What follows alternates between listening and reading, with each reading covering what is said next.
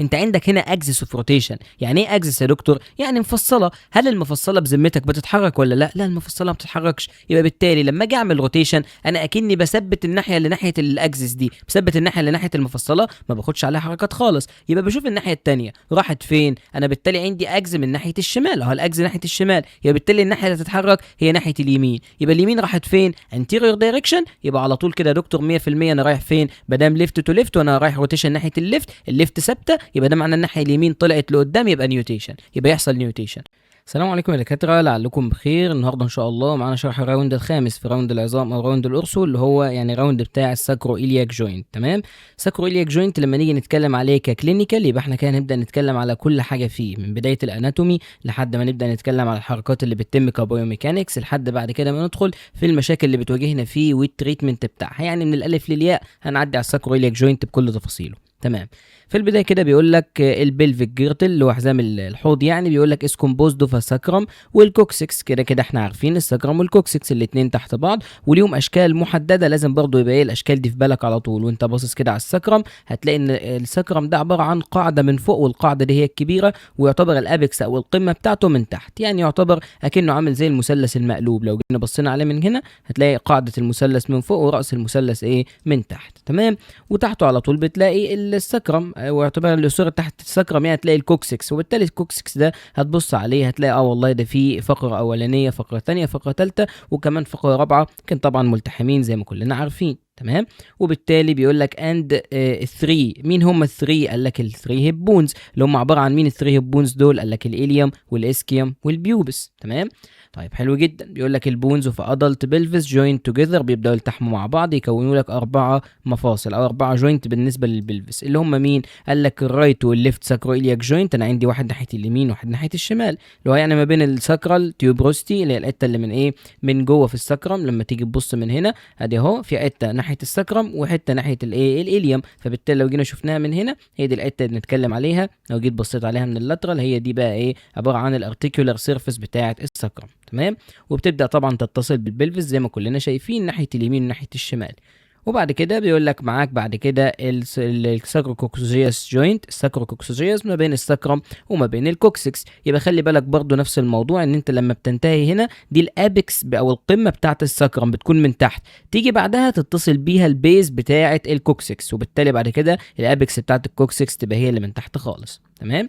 يقول لك بعد كده الجوينت الرابع هو السيمفيسيس بيوبس جوينت. تمام. اللي هو الارتفاق العاني اللي بتلاقيه موجود معاك من قدام بالشكل ده من هنا.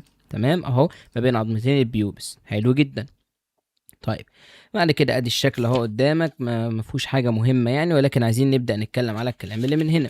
طيب بيقول لك بقى ان السكرم ده عباره عن سكرال بون. بيقول لك اذا لارج تريانجولار بون، هي عظمه يعتبر ان هي تريانجولار او مثلثيه، located at the base of the lumbar spine. تمام. يعني في اخر اللمبر بتلاقي ان البيز بتاعتها موجوده، يعني اللي من فوق دي هي يعتبر البيز بتبقى موجوده في اخر اللمبر على طول. طب حلو جدا. قال لك forms the back part of the pelvic cavity، يعني عندنا تجويف الحوض اللي موجود من جوه ده الباك بارت منه هيكون هو عباره عن السكرال بون دي. بعد كده بيقول لك السوبيريور اسبكت بتاع السكرم ده اللي بنسميه السكرال بيز، اللي هي القاعده الاساسيه بتاعتها. بيقول لك وده بيتعمل اكتر حاجه يعني بالفيرست سكرال سيجمنت، يعني اول فقره موجوده على مستوى السكرم عشان طبعا كلهم ملتحمين، بتلاقي ان اول واحده هي اللي بتعمل لك البيز، هو ده اللي من فوق، ودي اللي يعتبر القاعده بتاعه السكرم، بس القاعده بتاعته من فوق يعني. طيب والبيز بتاعه بيقول لك البيز از انجلد ان فورورد دايركشن، يعني لافف لقدام شويه علشان يعمل لك الكونكافيتي اللي انت بتشوفها من قدام. يعني انت لما بتيجي تبص عليه من هنا والله ده لافف لقدام شويه، انا شايف ان هو واخد دايركشن انتيريورلي عشان يعمل الشكل الكونكافيتي ده. لو ببص عليه من قدام وبحكم، مش ببص عليه من ورا. تمام. حلو جدا. بيقول لك بعد كده ان الاوبوزيت اند اوف ذا ساكرم، اللي هي الحته اللي من تحت، يعني بيقول لك بنسميها ساكرال ابيكس، اللي هي القمه بتاعته، ودي بتتعمل بيه الفيفث ساكرال سيجمنت او اللي يعتبر الفقره الخامسه بتاعه الساكرم. وادي الشكل بتاعه زي ما انت شايف كده. في حته مهمه بس عشان نذكرها كتير واحنا ماشيين، بيقول لك والله يا دكتور ادي الابيكس اهو ده القمه، يعني مش عارف في الهايتس دول مش مهمين قوي، لكن المهمه معانا الانفيريور لاترال انجل. الانفيريور لاترال انجل تحس كده ان هي بتعبر عن السكرم اللي موجود في ناحيه معينه، يعني لو خدنا الانفيريور لاترال انجل اللي من هنا هتلاقيها دي بتعبر عن السكرم من اليمين، لو خدنا ناحيه الشمال هتلاقيها بتعبر عن السكرم من الشمال، وبنعمل لها بالبيشن بشكل كبير جدا. تمام. حلو جدا. طبعا معاك الايه الفاسد جوينت اللي قدامك ده زي ما انت شايفه بالشكل ده، والبيز من فوق والابيكس ايه من تحت. تمام. حلو جدا. يقول لك بعد كده نبدأ نتكلم شوية كده على الكوكسكس. بيقول لك الكوكسكس ده عبارة عن كونتينيويشن أو استكمال يعني للإند بوينت بتاعة الفرتبرال كولامين، هي آخر حتة في الفرتبرال كولامين. بيقول لك commonly referred to tail bone، كأنها عظمة الديل، لأن هي في الحيوانات بيطلع منها الديل بتاع الحيوان بعد كده. فبالتالي بيقول لك it is between 3 to 5 segments أو vertebra، لكن في الأغلب إن هي بتبقى عند أغلب الناس يعني وكل الناس 4 فقرات. تمام. هتقولي ممكن تختلف، أقول لك ساعات بتختلف من حد للتاني، ممكن واحد يطلع 3 واحد يطلع 5، فمش بتبقى حاجة مرضية قوي يعني، ولكن الاغلب ان كل الناس 4 وده النورمال، ان هم فيرتبرال سيجمنت بنسميهم الكوكسوجيال فيرتبرا. ادي اول واحده، ومهم نعرف ان فيها ترانسفيرس بروسيس بالشكل ده من هنا، دي اول واحده بس، انما بعد كده الثانيه والثالثه والرابعه ما بيبقاش فيهم حاجه وبيبقوا تحت بعض بالشكل ده. طيب تمام. السيمفيسيس بيوبس بقى، قال لك والله ده الارتفاق العاني ده موجود من الانتيريور سايد زي ما السكرم موجود من البوستيريور سايد. يقول لك سيمفيسيس بيوبس از كلاسيفايد از نون ساينوفيال فايبروكارتليجنس جوينت. يعني ايه نون ساينوفيال؟ يعني هو ما بيتحركش، ما فيهوش ساينوفيال فلويد ولا في كبسول ولا في اي حاجه زي كده، وبالتالي هو اصلا فايبروكارتليج، يعني هو فايبر عليها شويه كارتليج كده علشان تسمح له بحركه بسيطه جدا. بيقول لك كونكشن الليفت واللاترال بيوبس بون مع بعض، وبيقول لك وفي الشخص البالغ بيتحركوا حوالي 2 ملم موفمنت كشيفتنج، يعني ان هم يتحركوا يعني ايه حاجه بسيطه هنا كده يمين وشمال، حاجات بسيطه جدا تكاد لا تذكر. تمام. وبالتالي بيقول لك وكمان بيسمحوا معاك ب 1 degree of rotations are considered to be possible in this joint. تمام. يعني الروتيشن هي ممكن يعني ايه تلف في الدايركشن ده كده 1 درجه واحده بس، يعني حركه بسيطه جدا فوق وتحت بالشكل ده. تمام. يقول لك however وبالرغم من كده this value will increase in women during البريجنانسي او التشايلد بيرث، يعني لما الست تيجي تحمل وتيجي تولد والكلام ده، لا طبعا النسب دي هتزيد من عندها بكتير، ممكن هتبقى اكتر من 2 مللي، دي ممكن توصل لنص سنتي كمان اللي هي 5 مللي. طيب حلو جدا. بعد كده يكلمنا على ايه حاجه مهمه جدا، بيقول لك ان الساكرويلياك جوينت از لوكيتد بتوين الساكرم والإليوم، حاجه بسيطه جدا وبديهيه، ادي ساكرويلياك جوينت ما بين ساكرم وما بين إليوم، برضه موضوع بسيط.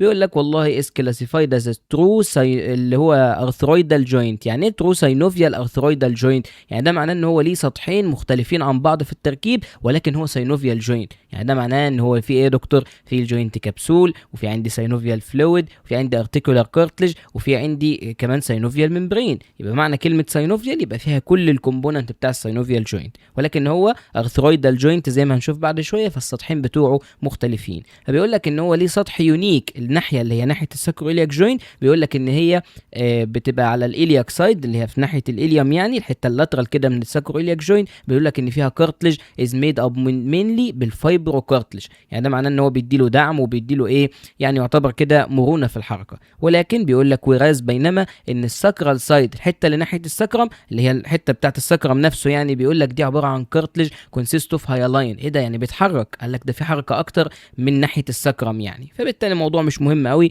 ولكن يعني هو اكنه ارتيكولار كارتلج لكن الناحيه الثانيه فايبرس، فبالتالي الفايبرس اكنها بتقلل الحركه شويه، والساكرم نفسه هيبدا ان هو يزود الحركه شويه بالهايلاين كارتلج اللي عنده. تمام. مش مهم قوي الموضوع اللي فات ده. بس دلوقتي بقى في حاجه مهمه جدا معانا ومهمه جدا في فهم الحركه ذات نفسها بتاع الساكرم وبتاع الإليوم، يعني اللي هي ايه؟ قال لك يا دكتور ان الساكرويلياك جوينت ليه ارتكيوليشن على شكل ال شيب ده ابييرنس، يعني بتلاقي ان في حته كده طالعه في الارتكيوليشن لقدام وفي حته ثانيه راجعه لورا. تمام. ده الشكل بتاعه يعتبر في الارتكيوليشن. تمام. فبالتالي بيقول لك في حته فيرتيكال وفي حته ثانيه بتبقى ايه هوريزونتال كده، فبالتالي برضه بيقول لك سيميلر للكدني، عامل زي الكدني كده في الشكل بتاعه، في عنده حته شورت فيرتيكال ابر ارم، يعني حته فيرتيكال وشورت يعني قصيره، وفي بعد كده هوريزونتال لونج لور ارم، يعني لور ارم كده اكنه دراع وهوريزونتال طويل شويه. تمام. لونجر هوريزونتال ارم. بيقول لك وكمان اوريدي منشند ايرلير زي ما وضحنا من فوق ان انت عندك كمان من شكل السكرم بيبدا يديك الشكل ده كده في الهيب جوينت. تمام. حلو جدا.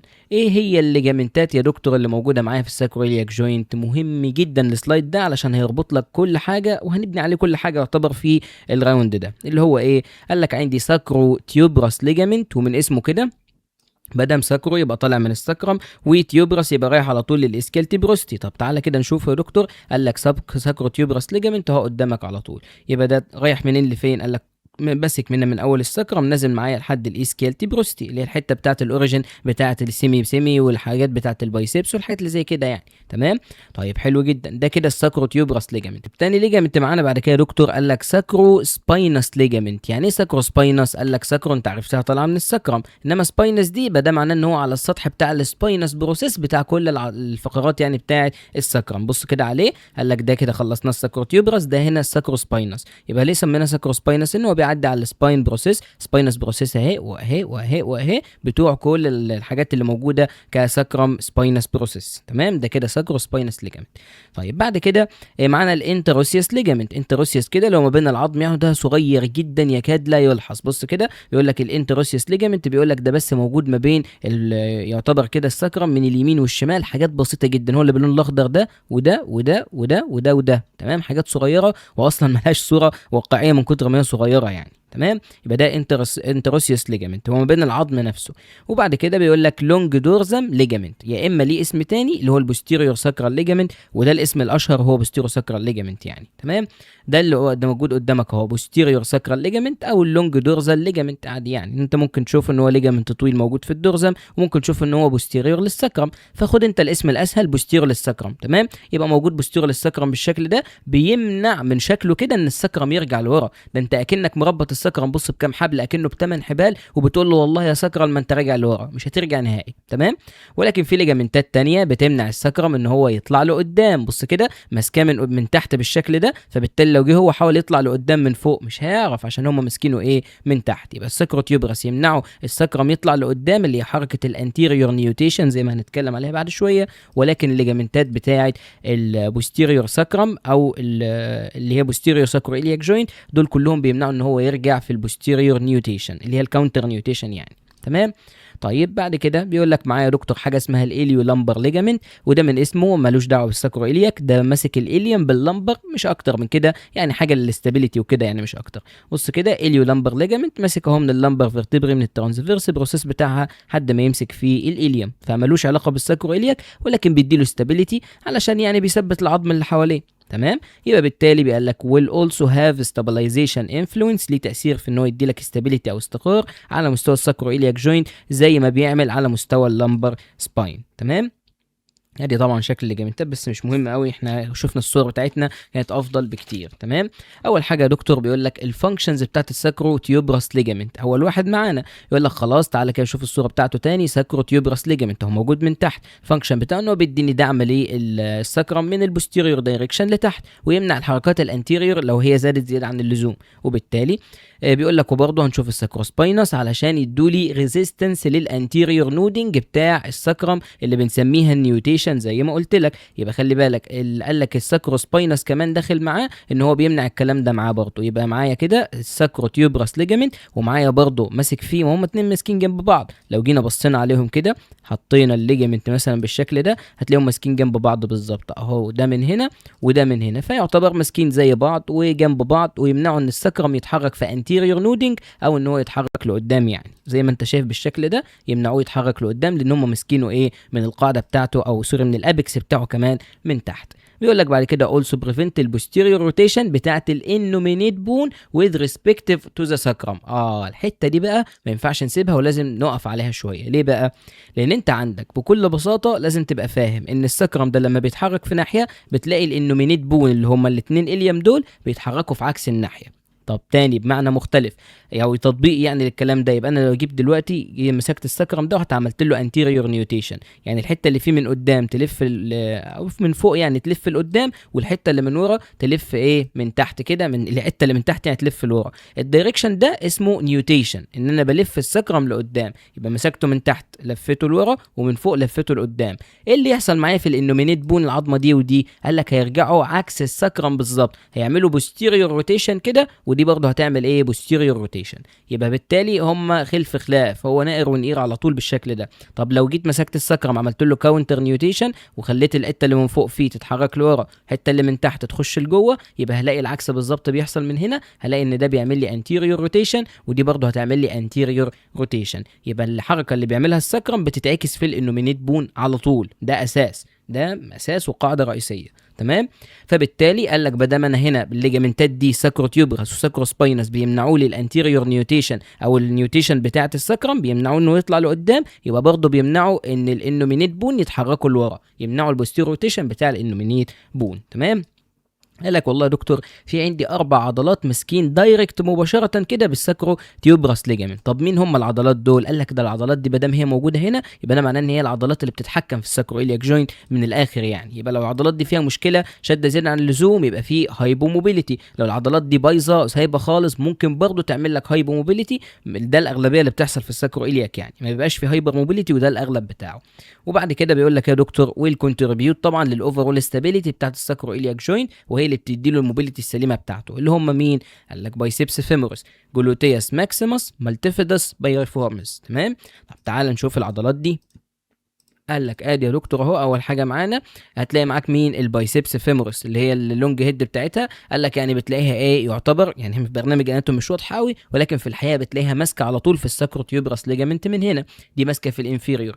طب الجلوتياس ماكسيمس ده باينه جدا طبعا ماسكه فيه بشكل كبير جدا. طيب بعد كده دي مالتيفيدس ماسكه فيه برده من هنا، مش واضحه قوي من هنا ولكن ماسكه فيه من فوق من هنا. وطبعا البايرفورمز هي واضحه ان هي ماسكه فيه وهو ماسك فيها بالشكل ده. الفايبر بتاعتهم بيقول لك ان هي بتعمل بليندنج مع ساكروتيوبراس ليجامنت ده، فلو العضلات دي شاده كويس يبقى هتدعم الليجامنت ده ان هو مستحيل يحصل له ايه لاكستي او حاجه زي كده او الحركه بتاعته تبوظ. لا دايما طول ما العضلات دي موجوده بشكل كويس وقوه كويسه يبقى ده معناه ان الساكرو إلياك جوينت ده هيبقى في صحه كويسه. فانت بالتالي بشكل بديهي يعني بتقيم العضلات دي عند كل العيانين اللي عندهم مشاكل في الساكرو إلياك. ممكن تلاقي جلوتيس ماكسيمس ضعيفه او فيها سبازم يبقى تفكها لو فيها سبازم وتقويها لو كانت ضعيفه. في الاغلب دي بتحل مشاكل الساكرو إلياك كله من الالف للياء في الغالب يعني، الا لو كان في مشكله فيها فايبروزس ومحتاجه موبيلايزيشن هنتكلم عليها في الاخر. تمام. طيب دلوقتي بقى يا دكتور هيبدا يكلمك على الانتروسيوس ليجامنت. طب اللي هو فين ده الانتروسيوس ليجامنت لحسن تكون نسيته؟ قلت لك هو اللي باللون الاخضر ده ما بين يعتبر كده الساكرو إلياك، هو ما بين الجوينتين بالظبط اللي هم في الساكرو إلياك بالظبط، فبالتالي ما بين السكرم وما بين الإليام وماسكهم هم الاثنين ببعض بشكل بص قوي جدا. هو اللون الاخضر ده من هنا ومن هنا يبقى ماسك يمين وشمال على مستوى الساكرو إلياك جوينت، هتلاقيه هو ده موجود. بيقول لك consist of a dense short thick collagens of strong collagen fiber that run horizontal plane، بتمشي في الهوريزونتال بلين وتوصل لك على طول ما بين الساكرال تيبروستي وما بين السكرم طبعا للإليوم. تمام. فبالتالي دي الوظيفه بتاعته، موجود ما بين السكرم والإليوم عشان يوصلهم ببعض، ودي الوظيفه الرئيسيه بتاعته. قال لك the main function of interosseous ligament is to prevent السيبريشن او الابدكشن، يعني يمنعهم ان هم يبعدوا عن بعض اللي هم الكومبوننت بتاعت الساكرو إلياك، يمنع السكرم ان هو يبعد عن الإليوم. بيقول لك باي سترونج بايندنج للسكرم عن طريق ان هو يربطه بالإليوم، يبقى بيربط السكرم بالإليوم كأنك كده بتجيب خيوط صغيره وبتربط بيها، فهي بالتالي عباره عن صغيره وقصيره ولكن دنس قويه وسميكه. وبيقول لك بعد كده as this will help to secure الساكروإلياك joint interlocking mechanism، واكتب بقى قدامها من هنا دي عباره يا دكتور عن الفورس كلوجر. الانترلوكينج ده لما ليجامنت او عضله تدخل وتساهم في الكلوجر بتاع البلفس ان هو يعني ايه الإليوم يمسك مع الساكروإلياك بشكل كويس يعني وكده، يبقى ده معناه ان انت بتساهم معاك على طول بليجامنت او مصل، يبقى دي فورس كلوجر. تمام. لان الفورم كلوجر لو انت تفتكر قبل كده دي كانت حاجه جايه من العظم نفسه مش جايه من اي حاجه تاني. تمام. يقول لك والله عندك حاجه اسمها اللونج دورزال ليجامنت زي ما قلت لك، واللونج دورزال ليجامنت ده اللي هو البوستيريور ساكرو إلياك ليجامنت. تعالى برضه نشوف صورته تاني. قال لك اهو لونج دورزال ليجامنت او بوستيريور ساكرو إلياك اللي هو موجود من البوستيريور دايركشن. طيب ده بيعمل لي ايه؟ قال لك ده بيبدا يمنع لي الحركه زي ما قلت لك بتاعه الكاونتر نيوتيشن، يمنع السكرم ان هو يرجع لورا، وبالتالي برضه يمنع الانومينيت بون. النومينيت معناها العظمتين الشبه بعض، النومينيت اللي هم الإليوم يعني يمنعهم ان هم يطلعوا لقدام. وبالتالي بيقول لك ده اتاتش من الميديال اند اللاترال كريست بتاعت السكرم لحد ما يبدا يوصل للبوستيريور سوبيريور إلياك سباين. وبيقول لك بعد كده there is also a connection of this ligament to thoracolumbar fascia. لو تفتكر الثوراكولامبر فاشيا هي اللي كانت بتتعمل تحت اللاتسمس دورزاي، لما تيجي تبص من هنا كل دي عباره عن ثوراكولامبر فاشيا، تحس ان هي الشكل المعين ده كله من فوق كده ومن حته من تحت، يبقى ده كله عباره عن ثوراكولامبر فاشيا. تمام. بيقول لك زي برضه ما هي ماسكه في المالتيفيدس والاريكتور سبايناي، يعني الحاجات اللي ماسكه في المنطقه بتاعه اللاتيسمس دورزاي من هنا، اللي هي عباره عن سوراكو لامبر فاشيا. بيقول لك الليجامنت ده ماسك فيهم برضه. فبيقول لك بيعمل ايه يعني؟ قال لك المينلي بتاع اللونج دورزال ليجامنت ده او البوستيريور ساكرويلياك ليجامنت، بيقول لك ريزيست الكاونتر نيوتيشن بتاع السكرم اللي هو عباره عن البوستيريور نيوتيشن يعني، ويبدا يمنع برضه الانتيريور روتيشن بتاع الانومينيت بون، يعني يمنع الانتيريور روتيشن بتاع النيومينيت ويمنع البوستيريور روتيشن بتاعه السكرم، يعني يمنع السكرم يرجع ورا ويمنع الانومينيت بون يطلعوا لقدام. يقول لك بعد كده كونسيكونسلي النتائج المترتبه على كده الليجامنت ده هيعمل ايه معايا يعني؟ قال لك this ligament will be natural slacken. امتى الليجامنت ده يبقى سايب يا دكتور؟ قلت لك بيمنع حركه السكرم لورا، يبقى لما السكرم يتحرك لقدام هيبقى هو خلاص ما سايب خالص بقى، مش هيبدا يقاوم حاجه خالص. قال لك when السكرم is nutation، لما السكرم يتحرك لقدام في النيوتيشن يعني الحته اللي فيه من فوق تتحرك لقدام والحته اللي من تحت تتحرك لورا، يبقى ده معناه ان ده نيوتيشن. خلاص الليجامنت مش هيعمل وظيفه حاجه خالص لان هو بيقاوم حركته لورا، طول ما انت بتحرك لقدام مفيش اي مشاكل. طب لو الانومينيت بون دول يا دكتور الحركه بتاعتهم اتغيرت، قال لك بمعنى ايه؟ قال لك هو بيمنع السكرم يرجع لورا ويمنع الانومينيت يطلعوا لقدام. طب لو الانومينيت دول رجعوا لورا، قال لك عز الطلب انا اصلا عايزهم يرجعوا لورا، فبالتالي يمنع ويبقى سلاك لما الانومينيت يرجعوا لورا. قال لك وبالتالي بيقول لك كمان لو البوستيريور روتيشن حصل في الانومينيت بون هو كمان هيبقى سلاك، يبقى اعكس الحركه اللي هو بيقاومها هيبقى سلاك فيها. بيقول لك اف ليجامنت اندر كونستانت تنشن، بيقول لك لو الليجامنت ده تحت تنشن كبير جدا لازم تعمل له بالبيشن، هتلاقي فيه تندرنس مع البالبيشن، يبقى بتعرف ان في مشكله يا دكتور هنا، ان يا اما في بوستيريور نيوتيشن على مستوى السكرم، يا اما ان في حركه كبيره بدات تحصل على مستوى الانتيريور بلفيك تلت مثلا، اللي هي حركه النومينيت بون انتيريورلي يعني. يبقى كل الكلام ده تعمل بالبيشن تلاقي فيه بين، فتعرف ان دي عباره عن انتيريور بلفيك تلت في الغالب. طيب بعد كده دكتور بيقول لك الايليو لامبر ليجامنت. طب ده كان ماسك فين؟ زي ما قلت لك كان ماسك ما بين ساعات يعني بيمسك في ال 4 وال 5 ترانسفيرس بروسيس ويدخلها لك جوه الايليوم، يعني السطح الداخلي الانر سيرفيس بتاع الايليوم. قال لك ات از فيري سترونج انتروسيوس ليجامنت او يعني ليجامنتوس ستراكشر، هو ليجامنت قوي جدا. بيقول لك ات اتاتشز فروم الترانسفيرس بروسيس بتاع ال 4 وال 5 بتاعه اللامبر فيرتبري يعني لحد ما يوصلها للانر بوردر بتاع الايليوم. حلو جدا. طب وبعد كده قال لك بيعمل ستابلايزيشن على مستوى اللامبو ساكرال سباين، يبقى بيثبت لك اللامبر والساكرال على مستوى السباين كله في البلفس. طب تمام. بيقول لك الونج مين؟ الونج الليجامنتات اللي ماسكه جنبه بعد كده الاساسيه اللي هي زي الساكروسباينس والساكروتيوبراس ليجامنت، دول اللي هم لو تفتكر كانوا بيمنعوا ايه؟ كانوا بيمنعوا السكرم انه يطلع لقدام عشان ماسكينه من تحت لو تفتكر يعني. تمام. طب الفانكشنز بتاعت الساكرو إلياك جوينت بيقول لك ايه الوظائف بتاعته يعني؟ قال لك برايمري ريسبونسبل للترانسفير الويت من الابر بادي من الطرف العلوي لحد اللور اكستريميتي الطرف السفلي. بيقول لك والله بعد كده ان البادي ويت وزن الجسم از ترانسفيرد ثرو الفيرتبرال كولامين، يبدا ينزل على مستوى الفيرتبري كلها لحد ما يوصل لل 5 اللي هي اللامبر سباين رقم 5. يقول لك تنزل بعد كده من اللامبر سباين 5 لحد السكرم، تبدا تعدي بعد كده من السكرم للساكرو إلياك جوينت توصل للاسكيال تيبروستي. بعد ما توصل للاسكيال تيبروستي بيقول لك تعدي على طول معاك من الاسيتابيولم بتاع البلفس وتبدا ان هي تعدي على طول على اللور ليمب لحد ما توصل للجراوند. دي اي قوه بتتوزع بالشكل ده سواء من الابر لللور او من اللور للابر. يقول لك this mechanism of bony attachment demonstrate sacroiliac joint rule اللي هي بنسميها البلفيك رينج يعني، والحلقه اللي بتعمل الحركه دي كلها. يقول لك as الويت بيرنج جوينتس، ده لما انت تيجي تعمل ويت بيرنج وتحط رجلك على الارض. يقول لك بعد كده in their secondary rule يعني في دور فرعي او ثانوي للساكرو إلياك جوينت. قال لك ايوه طبعا. بيقول لك كان بي ثوت از الشوك ابزوربشن، بيعمل لك امتصاص للصدمات mainly point of the heel contact، يعني لما تيجي تحط كعب رجلك على الارض وتاخد خطوه يبدا الليجامنت ده يعمل لك شوك ابزوربشن. بيقول لك انسيدنس اوف لور لامبر ديسك، يعني لو انت حصل لك لامبر ديسك او ديسك ديجنريشن بيقول لك ده هيزود معاك الساكرو إلياك جوينت بالباثولوجي بتاعه، ان الساكرو إلياك لو حصل هرنيشن ديسك هيجي مع باثولوجي في الساكرو إلياك جوينت. خلي بالك ان الاثنين دول بيجوا مع بعض، لو واحد عنده ديسك هتلاقي عنده ساكرو إلياك جوينت بروبلم. تمام، لان اكيد العضلات ضعيفه فجابت له ديسك وهتجيب له بعدين ساكرو إلياك جوينت بروبلم، بالذات طبعا الجلوتياس ماكسيمس والمالتيفيدس والبايروفورمز والبايسبس زي ما قلت لك هتلاقيهم ضعاف معاك. تمام، يا اما فيهم سبازم. فادي شكل القوه زي ما انت شايف من فوق لتحت او من تحت لفوق. طيب بعد كده بيقول لك البلفس موشن اللي ممكن اشوفها. قال لك والله يا دكتور عندي 3 انواع من الحركه اللي ممكن اشوفها في البلفس جيردل او حزام الحوض ده كله. ايه هم الحركات دول؟ قال لك ساكرو إلياك موشن، يبقى السكرم يتحرك على الإليوم، وعندي بعد كده إليو ساكرال موشن، يبقى الإليوم يتحرك على السكرال، يبقى الانومينيت بون هم اللي يتحركوا، وعندي سيمفيسيس بيوبس موشن ودي حركه مهمله ما بتحصلش اصلا. يبقى بالتالي قال لك الساكرو إلياك موشن دي عباره عن ايه؟ قال لك دي حركه السكرم على الانومينيت بون، انما العكس بقى في الإليو ساكرال موشن روتيشن قال لك دي بتبقى عباره عن حركه الانومينيت بون على السكرم. تمام. طيب وحركه السيمفيسيس بيوبس بيقول لك تيبيكال ريليتد للحركه اللي بتحصل في البلفس بون، بيقول لك على السايد بتاع ريبريزنت بون، بيقول لك على الاذر سايد. تمام. يعني الحركه على المستوى الناحيه اليمين والحركه الناحيه الشمال، بتشوف بقى البلفس هل بيلف يمين وبيلف شمال في نفس الدايركشن، يبقى مفيش حركه بتحصل. طب لو البلفس اليمين النص اليمين يعني لف لقدام والنص الشمال لف لورا، تحصل حركه في السيمفيسيس بيوبس. تمام. اللي هي 2 مللي زي ما قلت لك. طب حلو جدا.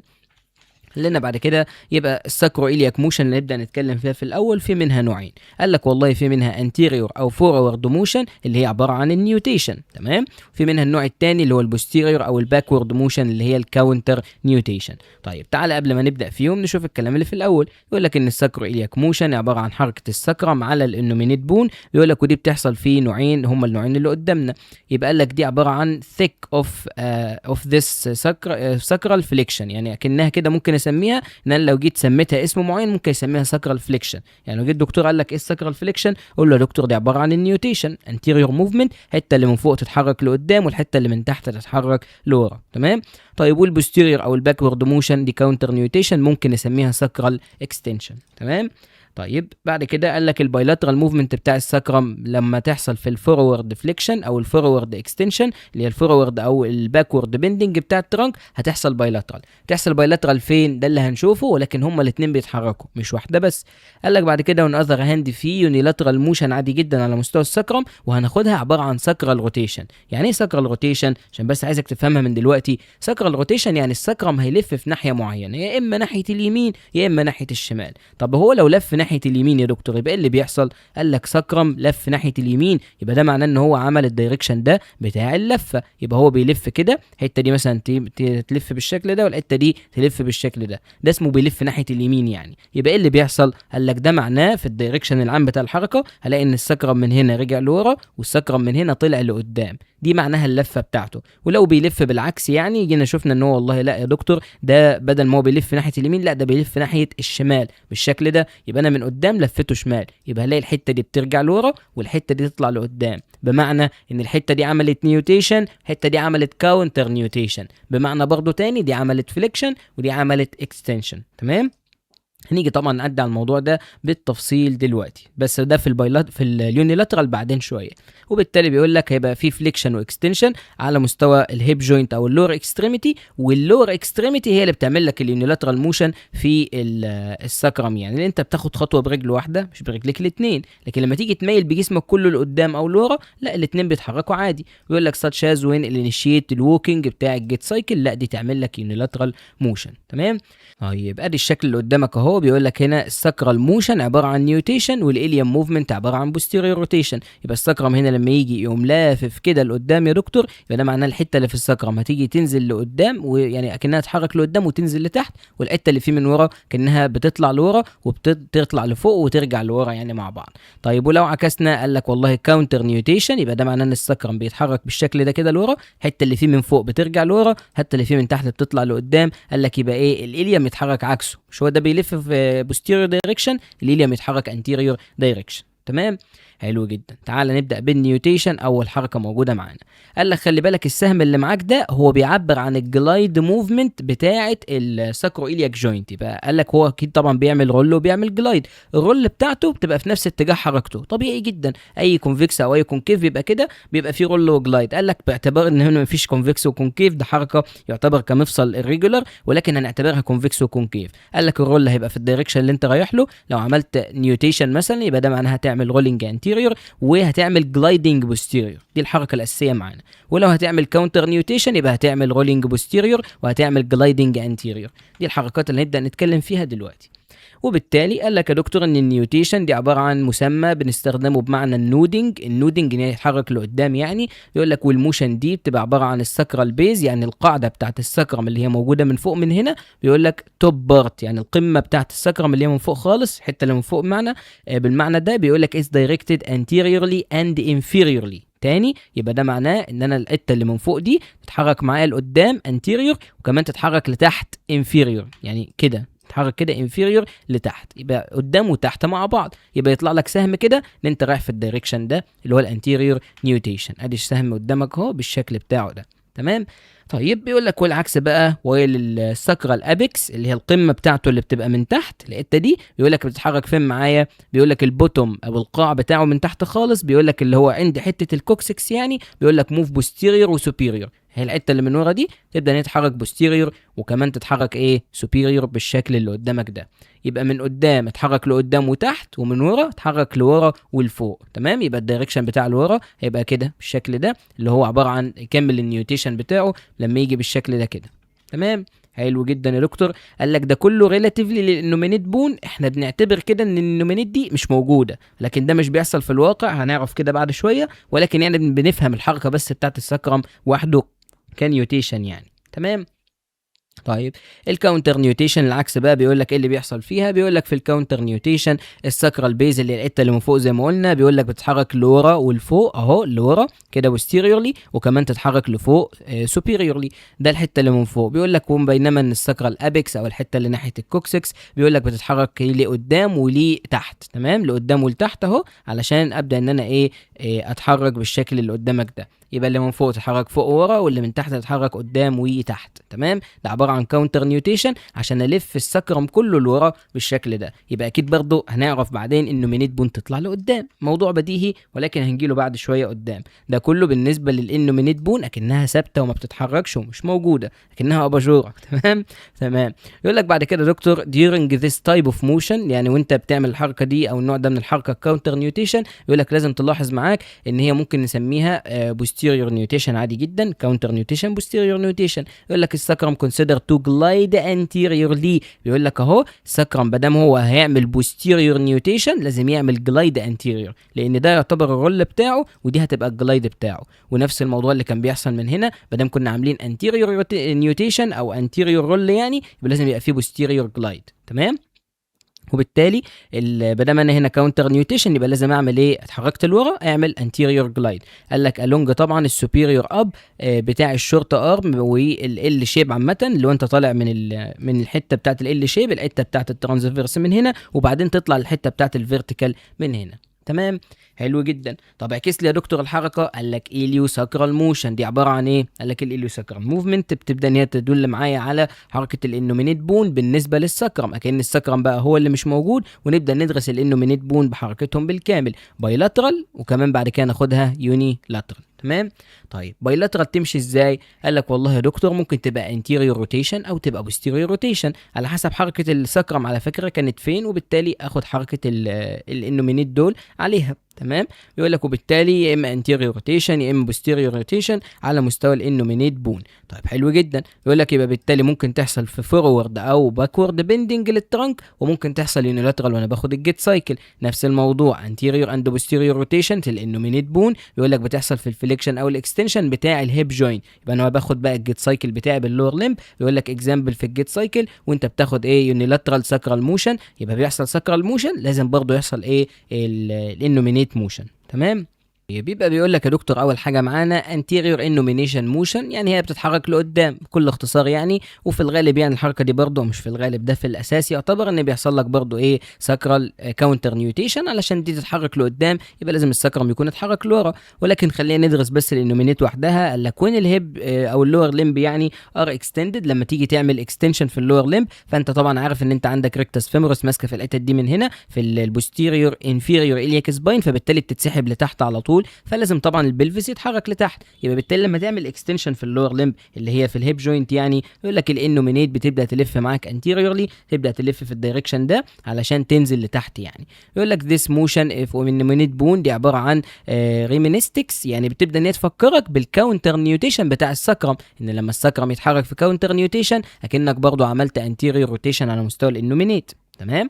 طيب البوستيريور انومينيت موشن، بيقول لك انا كده هحرك الانومينيت دي بوستيريورلي بالشكل ده. طبعا انت عارف ليه؟ لان انت مثلا عملت هيب فليكشن او حاجه زي كده، الهامسترنج موجوده من هنا تبدا تشدك من تحت، اكنك مسكتها كده وشدتها من تحت ومن يعني من تحت وكده، فبالتالي ايه اللي يحصل؟ الدايركشن كله يبقى في نفس الدايركشن بوستيريورلي، برضو اكيد السكرم هيكون عامل نيوتيشن لقدام. تمام. يقول لك وين ابلايد هيب او لور ليمب فليكشن، فيقول لك طبعا الهامسترنج قامت اتشدت لقدام فتبدا تاخدك معاها من ورا وتشدك كمان، فبالتالي الانومينيت تبدا تروتيت بوستيريورلي بالشكل اللي قدامك ده، تنزل كده ايه لتحت ومن هنا تطلع لفوق. تمام. يقول لك this posterior innumination بيقول لك ريمينستكس بتفكرك برضو بالنيوتيشن بتاعه السكرم، يبقى ما دام البلفس هيلف في الدايركشن ده كده posteriorly يبقى كده السكرم كان لافف في الانتيريور او النيوتيشن بتاعه. تمام. يقول لك الكومبايند ده اللي بيحصل في الطبيعي بقى، بيبقى فيه كومبايند موشن ما بين الساكرو إلياك وما بين الإليو ساكرال موشن، يعني هما الاثنين بيحصلوا مع بعض، وده الطبيعي طبعا اللي هنبدا ندرسه دلوقتي. يقول لك ذا موشن اوف ساكرو إلياك جوينت والإليو ساكرال بتاع واللمبر كمان والهيب، كل دول الجوينت دول بيقول لك ديورنج الفورورد او الباكورد بيندنج بتاع الترنك. بمعنى ان انا هنزل اجيب حاجه من الارض او عايز اتمطع بقى وانا صاحي من النوم، هنزل ايه اعمل افرد ظهري كده لورا واعمل باك اكستنشن مثلا. تمام. يبقى انا كده ايه، انا على مستوى اللمبر بس انا بتحرك في اللمبر، بعمل باكورد او بعمل بيندنج. وهنبدا نفتكر طبعا حاجات خدناها قبل كده في الابسي لاترال والكونترا لاترال لامبو بلفيك ريزم، اللي هي الابسي دايركشنال والكونترا دايركشنال يعني. تمام. بيقول لك باكورد موشن هعمل فورورد بيندنج، هنزل اميل اجيب حاجه من الارض. يا دكتور ايه اللي يحصل لما اجيب حاجه من الارض؟ قال لك هنشوف دلوقتي.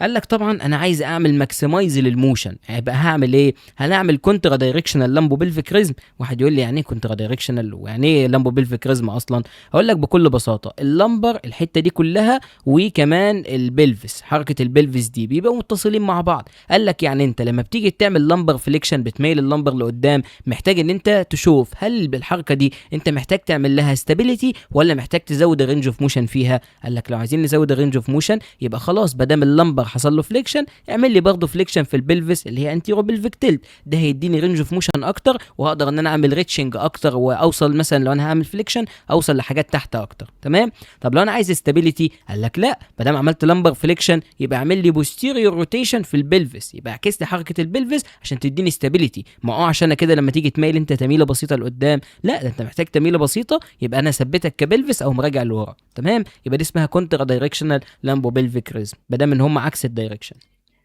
طيب هنا بقى فورورد بيندنج، انا محتاج انزل اجيب حاجه من الارض، محتاج اميل جامد، يبقى في الغالب ايه اللي يحصل معايا؟ يبقى هتبقى ابسي دايركشنال لامبو بلفيك ريزم عشان اعمل ماكسمايز للرينج اوف موشن. وبالتالي قال لك اون انيشيشن اوف فورورد بيندنج، انا لسه هبدا الفورورد بيندنج بتاع الترانك، بيقول لك البلفيك جيردل هيبدا يعمل معايا ايه؟ شيفتنج بوستيريورلي علشان يعمل عكس الحركه، ده بس شيفت بسيط كده اكنه بيرجع لورا وبيمهد بعدين انه يتحرك لقدام. تمام. يعني بالتالي عشان يعمل بس كنترول للسنتر اوف جرافيتي بتاعك. تمام. ان اوردر طبعا تو مينتين البالانس ويحافظ على الاستقرار بتاعك. تمام. تعالى بقى نغير الخط ونشوف الكلام اللي هيحصل. يبقى ده بس البوستيرو شيفت، حاجه للاستقرار العام بتاع جسمك مش اكتر من كده، وبالتالي هبدا الاقي اول حاجه تتحرك معايا الساكرم.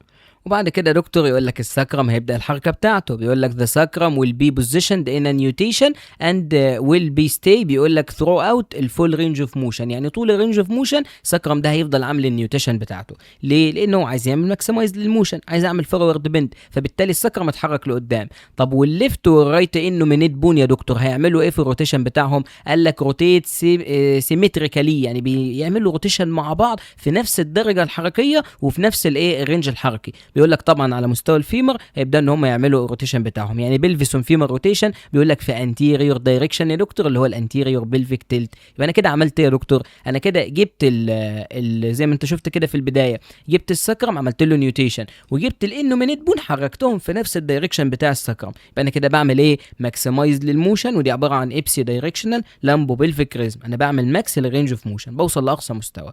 طيب حلو جدا.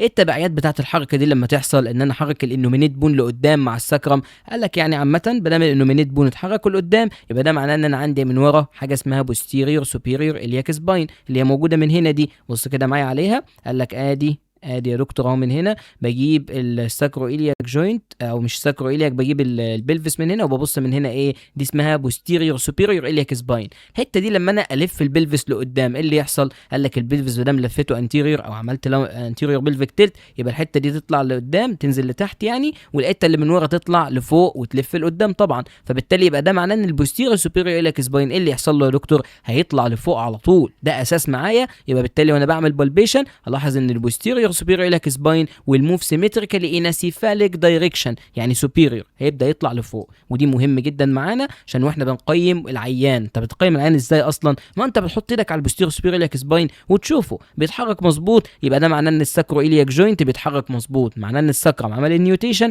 ومعناه ان النومينيت بون تبعته في الحركه وعملت هي كمان الانتيريور دايركشن بتاعها، وبالتالي الاقي ان البوستيريور سوبيريور iliac spine راح طلع لفوق. ده التقييم بتاعي اصلا وهنتكلم عليه في الاخر برضه.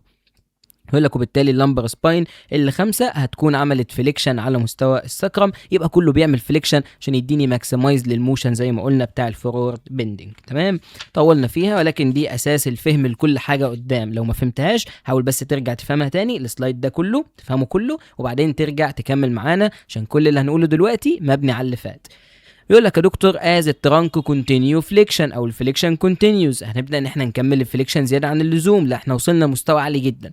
قال لك there will be او will come a natural point when a tension is increased. طبعا التنشن هيبدا يزيد على مستوى الليجامنتات بتاع الساكرو تيوبراس ليجامنت والبايسبس فيموريس والثوراكولامبر فاشيا. انا بزود الفليكشن، اكيد طبعا دول محتاجين ان هم يقاوموا الفليكشن اللي بيزيد ده عشان ما تقعش على وشك. وبالتالي قال لك a position of a sacral nutation ceases. تمام، هيبدا معناه ان الساكرال نيوتيشن اللي كان بيحصل لقدام، لا ده انت الليجامنتات يا دكتور بتاعت الساكرو تيوبراس والكلام ده كله قلت لك ان هم ايه، بيمسكوا الساكرو تيوبراس والساكرو سباينس، بيمسكوا الاليوم ويقولوا له والله ما انت رايح في النيوتيشن بتاعتك، تعالى بس انا ماسكينك من تحت وابقى ورينا هتروح في النيوتيشن ازاي. فبالتالي النيوتيشن سيسز بيبدا يخلص معايا، وبالتالي للاسف يعني السكرم ده مش هيلف لقدام تاني. قال لك بعد كده at this point الانومينيت بون بتكمل الروتيشن بتاعها، ما فيش حد ماسكها يعتبر والتاثير عليها قليل جدا، فبتكمل الانتيريور روتيشن بتاعها. يعني بنعمل ايه، ان اللمبر بيعمل فليكشن وكمان البلفس بيكمل الفليكشن، ما ده باللمبو بلفيك ازم ابسي لاترالي ان مكملين مع بعض، ولكن اللي وقف معايا هو السكرم للاسف. قال لك هوفر وبالرغم من ان بسبب زياده التنشن اللي بيحصل على مستوى السوفت تيشو، بيقول لك اللي احنا وضحناه من فوق التنشن اللي بيزيد في الساكروتيوبس والساكرو سباينس، بيقول لك سبيشالي في الهامسترنج كمان بيبدا يزيد الضغط عالي جدا، لان انت قاعد بتعمل فورورد فليكشن، ما الهامسترنج ليها بتشتغل على الهيب وعلى الني، فبالتالي انت عامل ني اكستند اكيد مش فليكسد يعني وكده، وبالتالي انت شغال تقع لقدام، فالهامسترنج تبدا تزود التنشن بتاعها، فبالتالي بنوصل لفاينل بوزيشن اوف ترانك فليكشن، يعني اللي هو الماكسيمم رينج اوف موشن بتاعك. بيقول لك ازات ويتش السكرم للاسف بيبقى كونسيدرد في البوزيشن اللي هو اكنه كاونتر نيوتيشن. يعني ايه اكنه كاونتر نيوتيشن؟ مش هو كان نيوتيشن يا دكتور وقف على كده؟ قال لك توقف في وضعيه النيوتيشن، ولكن الانومينيت بون كملوا فليكشن زياده، عملوا روتيشن انتيريور زياده، فبالنسبه لهم لما تيجي تبص على الانومينيت بون وتبص على السكرم، اي نعم هما الاثنين اتحركوا لقدام بس الانومينيت اتحركوا اكتر، فبالتالي اكن السكرم موجود في بوستيريور نيوتيشن، مع ان الوضع الاساسي بتاعه نيوتيشن، هو ثبت على كده بس ما كملش، فمعنى ان هو ما كملش يبقى اكنه رجع لورا شويه. ده نظريا هو بيقول لك ريلاتيفلي اصلا. تمام، وبالتالي قال لك even thought يعني بيعتقد كمان ان السكرم، او مش يعتقد وده الاساس، يعني ان السكرم بير في البوزيشن بتاعه اللي هو النيوتيشن، ده الطبيعي اللي هو موجود فيه، هو موجود في النيوتيشن ده الحقيقه. تمام، ولكن بالنسبه للنومينيت ان هم اتحركوا لقدام، فبالتالي نظريا اكنه كاونتر نيوتيشن. تمام، فهمنا كده الحته دي؟ يبقى هو في الاساس نيوتيشن بس وقف وبطل النيوتيشن. لو اديتها لك بمثال ان الانومينيت بون في الاول كانت عامله 10 درجات انتيريورلي والسكرم عامل 10 درجات انتيريور، طب بعد كده جينا كملنا اللي هو الترانك كونتينيو فليكشن، قال لك وصلنا ان الانومينيت بون عملوا 20 درجه انتيريور بس السكرم وصل ل 10 بس، فاكن السكرم وقف عند الانتيريور نيوتيشن، ولكن بالنسبه للانومينيت هو ايه، عباره عن كاونتر نيوتيشن. تمام، طبعا الحته كده ايه المفروض انها اتفهمت بشكل كويس جدا، ولو ما فهمتهاش يرجع برضه وفهمها عشان كل المعلومات اللي هنقولها مترتبه على بعض. طيب العكس بقى يا دكتور، هل بيحصل نفس الحاجه؟ قال لك لا، الموضوع بيختلف شويه. بينما انا هعمل بايلاترال موشن باكورد بيندنج، هتني جسمي لورا او هتمطع بقى وانا صاحي من النوم وحاجه زي كده، لا الحركه بتختلف. طب ليه بتختلف؟ قال لك لان دايما الاستقرار بتاع السكرم بيكون وهو في نيوتيشن. السكرم بيحب جدا جدا جدا حاجه اسمها نيوتيشن، بيعشقها. ليه؟ لان هو بيبقى فيها في استابيليتي عاليه، والليجامنتات بتبقى مشدوده معاه، وبيبقى فيه يعتبر يعني في كلوز باكد بوزيشن، وهو بيحب الكلوز باكد بوزيشن عشان ده بيديله استابيليتي واستقرار عالي، هو بيحب حاجه زي كده. فبالتالي لما تيجي انت تتنيل ورا، انت عايزه يعمل كاونتر نيوتيشن، للاسف مش هيروح معاك في كاونتر نيوتيشن علشان يفضل في النيوتيشن بتاعته ويديك استابيليتي عاليه. تعالى كده نقرا الكلام. بيقول لك this time في الوقت بتاع الباكورد بند، بيقول لك initially backward bend، لما تيجي تبدا الباكورد بند بيقول لك البلفيك جيردل هيبدا يشفت معاك anterior زي ما قلت لك، وكان هنا بيشفت posteriorly. فين بيشفت posterior؟ اهي يا دكتور قلت لك اهو، لما انت تيجي تتحرك لقدام هو بيدي لك شيفت posterior، يعني بيتحرك عكسك شويه عشان يدي لك اساس للحركه ويقدر يكمل معاك بعد كده. فهنا نفس الموضوع، مع ان انا بعمل باكورد بند بس الشيفت بتاعي هيحصل anterior لازم عشان يديني بس شويه استابيليتي في البدايه. تمام. يقول لك بعد كده وايل الانومينيت بون سيمتريكال روتيت بوستيريور. ما انت دلوقتي عايز تعمل ماكسمايز للموشن بقدر المستطاع، فقال لك يبقى تعمل لي بوستيرو بلفيك تلت، تعمل لي باكورد موشن بدل ما انت بتتحرك بالباكورد، يعني انت بتعمل لمبر اكستنشن وكمان البلفس راح معاك في اكستنشن عشان ده بوستيرو بلفيك تلت. وبالتالي هلاقي ايه اللي بيحصل يا دكتور معايا في البوستيرو بلفيك تلت؟ قال لك تعالى برضه نفس الموضوع، امسك لي في البوستيرو سبيريليك سباين وشوف اللي بيحصل. قال لك بكل بساطه يا دكتور لما بعمل بوستيرو بلفيك تلت يبقى انا بلف البلفس من قدام لفوق وبلفه من ورا لتحت بالشكل ده، يبقى ده معناه ان البوستيرو سبيريليك سباين هينزل لتحت يا دكتور، ده الطبيعي بتاعه. يبقى لو كان طالع لفوق او بيطلع لفوق تحت ايدي يبقى في مشكله، سواء في العضلات سواء في الفاشيه سواء في الليجامنت ذات نفسه وكل الحاجات دي، تمام، او في الساكرويلياك نفسه برضه. فبالتالي قال لك البوستيرو سبيريليك سباين سي بين فيلت، يعني انت هتشوفه وكمان هتحسه ان هو بيعمل روتيشن كودالي لتحت انفيريورلي، يبقى ده الدايركشن الطبيعي بتاعه، ده الصح. يقول لك وايل السوراكو لامبر سباين هيبدا يعمل لك ايه بعد كده؟ كونتينيو الاكستنشن، هيكمل الاكستنشن بتاعه لحد ما ال 5 تبدا ان هي تعمل اكستنشن على الساكرم. يبقى انت كده عملت في الاكستنشن كل الفقرات بتاعه السباين عملت اكستنشن، ووصلنا ان احنا خلاص وصلنا للماكسيمم اكستنشن ال 5 على الساكرم، وصلنا للماكسيمم اكستنشن بتاعنا. بيقول لك الساكرم ايه وضعه بقى؟ فينك يا عم الساكرم؟ قال لك الساكرم للاسف ريمين في البوزيشن بتاعه اللي هو بتاع النيوتيشن زي ما قلت لك، لان هو ثرو باك بندنج، يعني انت بتعمل باك بند وبتكمل ولسه هتكمل كان تاني في الحركه، ولكن هو فاضل في النيوتيشن بتاعته. ليه بقى؟ قال لك this position considered to be most stable position بسبب ان انت بتعمل كومبريشن على مستوى الساكرويلياك جوينت، هو يحب الكومبريشن ويحب الكلوز باك بوزيشن ويحب يبقى في ماكسيمم ستابيليتي على طول، ده الطبيعي بتاعه، والحمد لله ان ربنا خلى فيه الطبيعه دي علشان ما يحصلوش ديسلوكيشن بسهوله ولا يحصل فيه مشاكل كتير بسهوله. تمام. طيب دلوقتي بقى يا دكتور خلصنا الحمد لله البايلاترال موشن بتاعت اللي احنا اتكلمنا فيها على الفورورد بند ان انت بتميل لقدام، الاثنين طبعا بيتحركوا مع بعض، واتكلمنا على الباكورد بند الاثنين بيميلوا لورا اللي هم الانومينيت والساكرم، عرفنا بيعمل ايه برضه وبيفضل في وضعيه النيوتيشن. طيب دلوقتي بقى وصلنا لاعلى مستويات الفهم والتطبيق على كل الكلام اللي فات، اليونيلاترال او الوان سايد اوف ذا ساكرم موشن. ما دام انت فهمت الساكرم بيتحرك ازاي في نيوتيشن وازاي في كاونتر نيوتيشن، وعرفت الانومينيت ازاي بيتحركوا هم الاثنين في نيوتيشن او يعني انتيريور روتيشن انتيريور وبوستيريور روتيشن بوستيريور اللي هو الانتيريور والبوستيريور بلفيك تلت، يبقى هتعرف ان انت ان شاء الله تفهم حركه كل ناحيه على مستوى الساكرم وعلى مستوى الانومينيت بون، لانهم هيتعكسوا تماما دلوقتي، كل دايركشن هيشتغل مع نفسه وكل دايركشن اليمين والشمال هيبقى عكس الناحيه الثانيه على طول. بمعنى قال لك تعالى يا دكتور بص معايا، قال لك during الووكينج سايكل، ما دام انت هتيجي تفهم الكلام ده فوق خالص ولازم تكون فاهم اللي فات. وما انت هتيجي تاخد جيت سايكل قال لك اكيد رجلك اليمين او رجلك الشمال هتاخد خطوه، هو المثال اللي بيفترضوه لك هنا على الرجل الشمال، فخلينا نوحد مثال الرجل الشمال علشان ما نتلخبطش كتير. قال لك انا يا دكتور هاخد خطوه برجلي الشمال، تمام، حلو جدا. ايه اللي يحصل يا دكتور؟ قال لك الساكرم لازم يبقى يعمل نيوتيشن معايا في نفس الدايركشن اللي انا خدت بيه الخطوه، يعني انا خدت خطوه باليمين لازم يحصل نيوتيشن في اليمين، خدت الخطوه بالشمال لازم يحصل نيوتيشن في ناحيه الساكرم الشمال، ده البديهي بالنسبه لنا ودي القاعده الاساسيه بالنسبه لنا، لازم توحدها كده وانت بادئ. طيب قال لك يا دكتور الساكرم موفز يونيلاترالي، يعني لازم نبقى فاهمين ان الساكرم هيتحرك اكيد على ناحيه واحده، ولكن الناحيه الثانيه بتبقى بالنسبه لها عكس الدايركشن شويه، لكن الاساس ان انا بحرك ايه نفس الناحيه اللي باخد فيها الخطوه. تمام. يقول لك بعد كده وان سايد اللي هو مثلا اكنه الليفت سايد بيقول لك هيعمل نيوتيشن، يبقى ده معناه ان انا عملت بيه ايه؟ يبقى انا باخد بيه جيت سايكل. طب حلو جدا. قال لك بعد كده وايل الاذر سايد موف انتو كاونتر نيوتيشن. طيب يبقى يا دكتور عشان بس نبقى فاهمين الدنيا واحده واحده ومفيش حاجه تسقط مننا خالص، تعالى نبدا نفهمها قطعه قطعه ونلم كله كده على بعض. قال لك يا دكتور يبقى انا خدت الخطوه برجلي الشمال حطيتها لقدام الحمد لله وخدت الخطوه بتاعتي، ايه اللي يحصل في الساكرم؟ قال لك الناحيه دي تقوم عامله انتيريور نيوتيشن، يعني بتعمل نيوتيشن من الاخر. طب يعني ايه نيوتيشن؟ يعني الحته اللي من فوق تتحرك لقدام والحته اللي من ورا تيجي ايه تقوم طالعه لورا بالشكل ده، تمام، الحته اللي من تحت يعني. يبقى انا بعمل ايه من قدام؟ المهم يعني في المحصله ان انا عملت هنا نيوتيشن. طب الناحيه الثانيه قال لك هيحصل فيها كاونتر نيوتيشن. طب ده ما بيشبهلكش بحاجه يا دكتور؟ بيشبه لي بايه؟ بيشبه لك ان انت هتلف يا دكتور، هتلف. ما هو ناحيه طلعت لقدام وناحيه طلعت لورا، يبقى ده معناه فيها لفه، يبقى ده معناه ان من فوق كده لما اجي ابص على السكرم من فوق هلاقيه بيلف. طب بيلف في انهي دايركشن؟ عايزك انت اللي تقول، انت اللي تنطق وتقول لي بيتحرك فين. يبقى ده معناه الحته دي اتحركت لقدام، الحته دي رجعت لورا. يبقى بيلف منين؟ انا بحدد اللفه من الانتيريور، يبقى هو بيلف كده، يبقى بيلف ناحيه الرجل اللي ما بتاخدش الخطوه، يبقى بيلف كونترالاترالي. ودي نقطه مهمه جدا ان انت تفهمها. يبقى ما دام دي اتحركت لقدام ودي اتحركت لورا، يبقى اكني مسكتها بايدي كده زي مفتاح الباب، اكني بقفل الباب مثلا. فبالتالي وانا بقفل الباب بقوم لف المفتاح كده ايه لجوه، هي دي اللفه لجوه. فاللفه دي هتبقى على الكونترالاترال سايد عكس الناحيه اللي انا باخد فيها الخطوه بتاعتي. دي مهمه جدا بالنسبه لنا، اللفه بتاعت الايه السكرم. تمام، فهمنا اول جزء.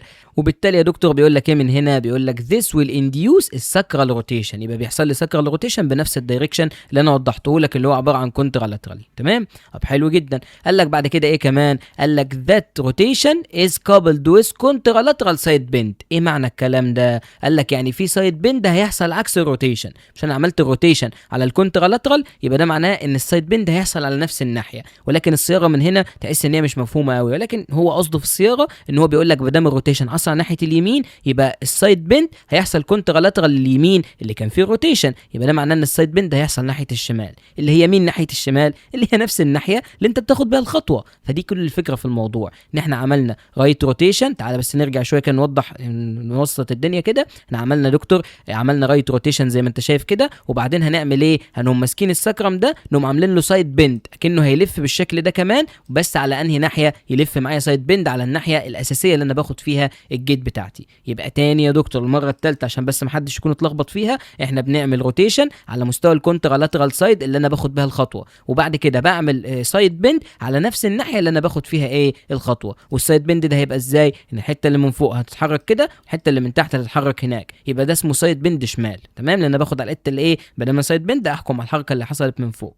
تمام، دي كده اللي بيحصل في الحركات اللي احنا قلناها. عشان كده قلت لك اليونيلاترال دايركشن محتاجه تركيز شويه. يبقى يا دكتور المثال من هنا تبقى الدنيا فيه اوضح شويه في كل الكلام اللي احنا قلناه دلوقتي، ولكن بشكل منسق. بيقول لك يا دكتور ايه في الليفت سايد؟ يعني انت خدت خطوه برجلك الشمال، الليفت سايد بتاع السكرم جوز فورورد، هيبدا ان هو يتحرك لقدام معاك. بيقول لك وكمان بيتحرك في انتيريور نيوتيشن، هي الحركه اللي قدام اسمها انتيريور نيوتيشن.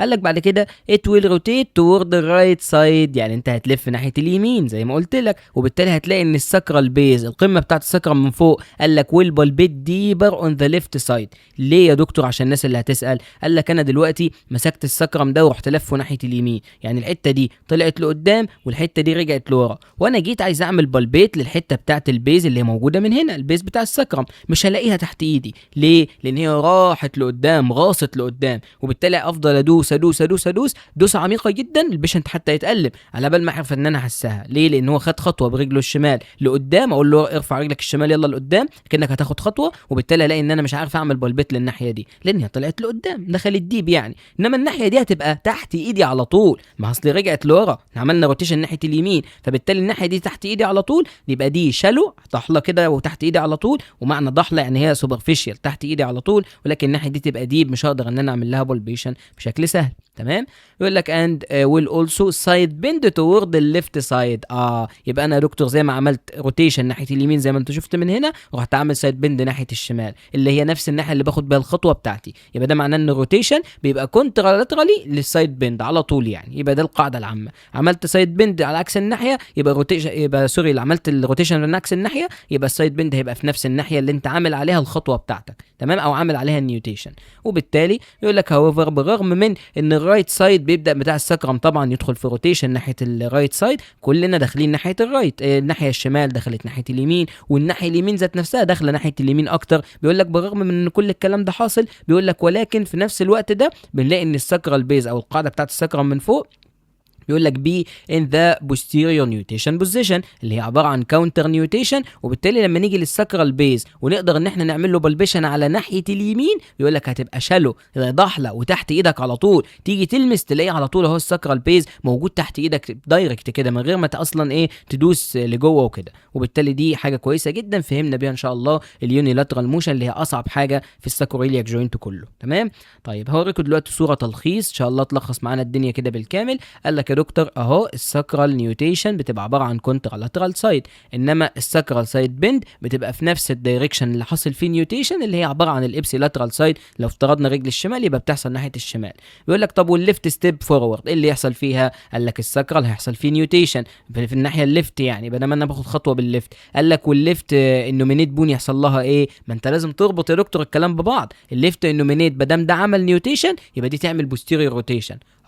ربطت الدنيا ببعض. قال لك طب والرايت ساكرم لما يجي الرايت ساكرم ده اللي هو ناحيه اليمين يقوم اللي يعمل كاونتر نيوتيشن ويرجع لورا. قال لك يبقى النومينيت اكيد اللي نفس الناحيه تطلع لقدام، موضوع بديهي. طب والرايت ساكرم لما يحصل له روتيشن يبقى ده معناه ده هيحصل كونترالاترالي، تمام؟ يعني الرايت ساكرم هيبدا هو اللي يحصل فيه ايه؟ الروتيشن، تمام؟ ده مهم جدا بالنسبه لنا. يبقى رايت ساكرم روتيشن بيكون حاصل كونترالاترال، والليفت ساكرال سايد بند يبقى السايد بند يحصل فين؟ يحصل تورد السايد بتاع النيوتيشن او اللي هو الابسيلاترال سايد، تمام؟ ودي نفس الكلام من هنا من فوق وتعاد تاني. ما اعرفش بقى تشات جي بي تي عادوا ليه مرتين، بس ما علينا، يعني ده التلخيص العام. طيب حلو جدا. قال لك يا دكتور دخلنا دلوقتي في نقطة مهمة جدا جدا جدا وتطبيق على كل اللي فات، يعني تطبيق حتى يعني كمان كومبلكس، كلام داخل معقد كده جوه اليونيلاترال. في كلام معقد جوه اليونيلاترال، حاجات ادفانسد شوية زي ايه مثلا؟ ساكرال اكسس. قال لك اللي هي المحاور بتاعه الساكرم اللي بنتحرك عليها. قال لك there are approximately 6 type of sacral axis. عندك حاجه اسمها superior transverse وميدل transverse وانفيريور transverse اللي هو ده وده وده، الثلاثه دول transverse. قال لك بعد كده معايا left oblique ومعايا right oblique ومعايا الفيرتيكال اكسس. مين اللي احنا هنستخدمهم دلوقتي؟ هنستخدم الليفت اوبليك وهنستخدم برضو معاه الرايت اوبليك، تمام؟ تعال بقى نعرف الاوبليك وتركز معايا بقى في الكلام اللي قدامنا ده. بيقول لك physiological motion يعني حركات تقليديه انت بتستخدمها على طول في حياتك اليوميه، وحركات وظيفيه بمعنى اصح. بيقول لك بنعمل فيها anterior motion يعني fixation ونيوتيشن. بمعنى ايه fixation ونيوتيشن؟ قال لك يعني يا دكتور ادي الست اللي قدامك دي بتعمل ايه؟ هي بتميل لقدام عامله فليكشن، وبعد كده بتقوم مميله في ناحيه معينه، يا اما ناحيه الشمال يا اما ناحيه اليمين. وهنا هنيجي نشوف ان الست دي ميلت في عكس الناحيه، يعني كده كده مميله لقدام، بس هنا كانت مميله ناحيه الشمال عامله روتيشن، وهنا كانت مميله ناحيه اليمين عامله روتيشن، تمام؟ هنا بقى هتقوم ميله لورا بظهرها تعمل اكستنشن وروتيشن في ناحيه معينه، وهنا تعمل اكستنشن وروتيشن في عكس الناحيه، تمام؟ يبقى دي اللي هنشوفها دلوقتي هي عباره عن الحركات بتاعه الايه؟ الليفت اوبليك اكس والرايت اوبليك اكس، تمام؟ طيب بيقول لك هنا بقى دكتور ليفت اون ليفت. يعني ايه ليفت اون ليفت دي؟ تركز بقى في الكلام علشان الكلام فيه تفاصيل كتير.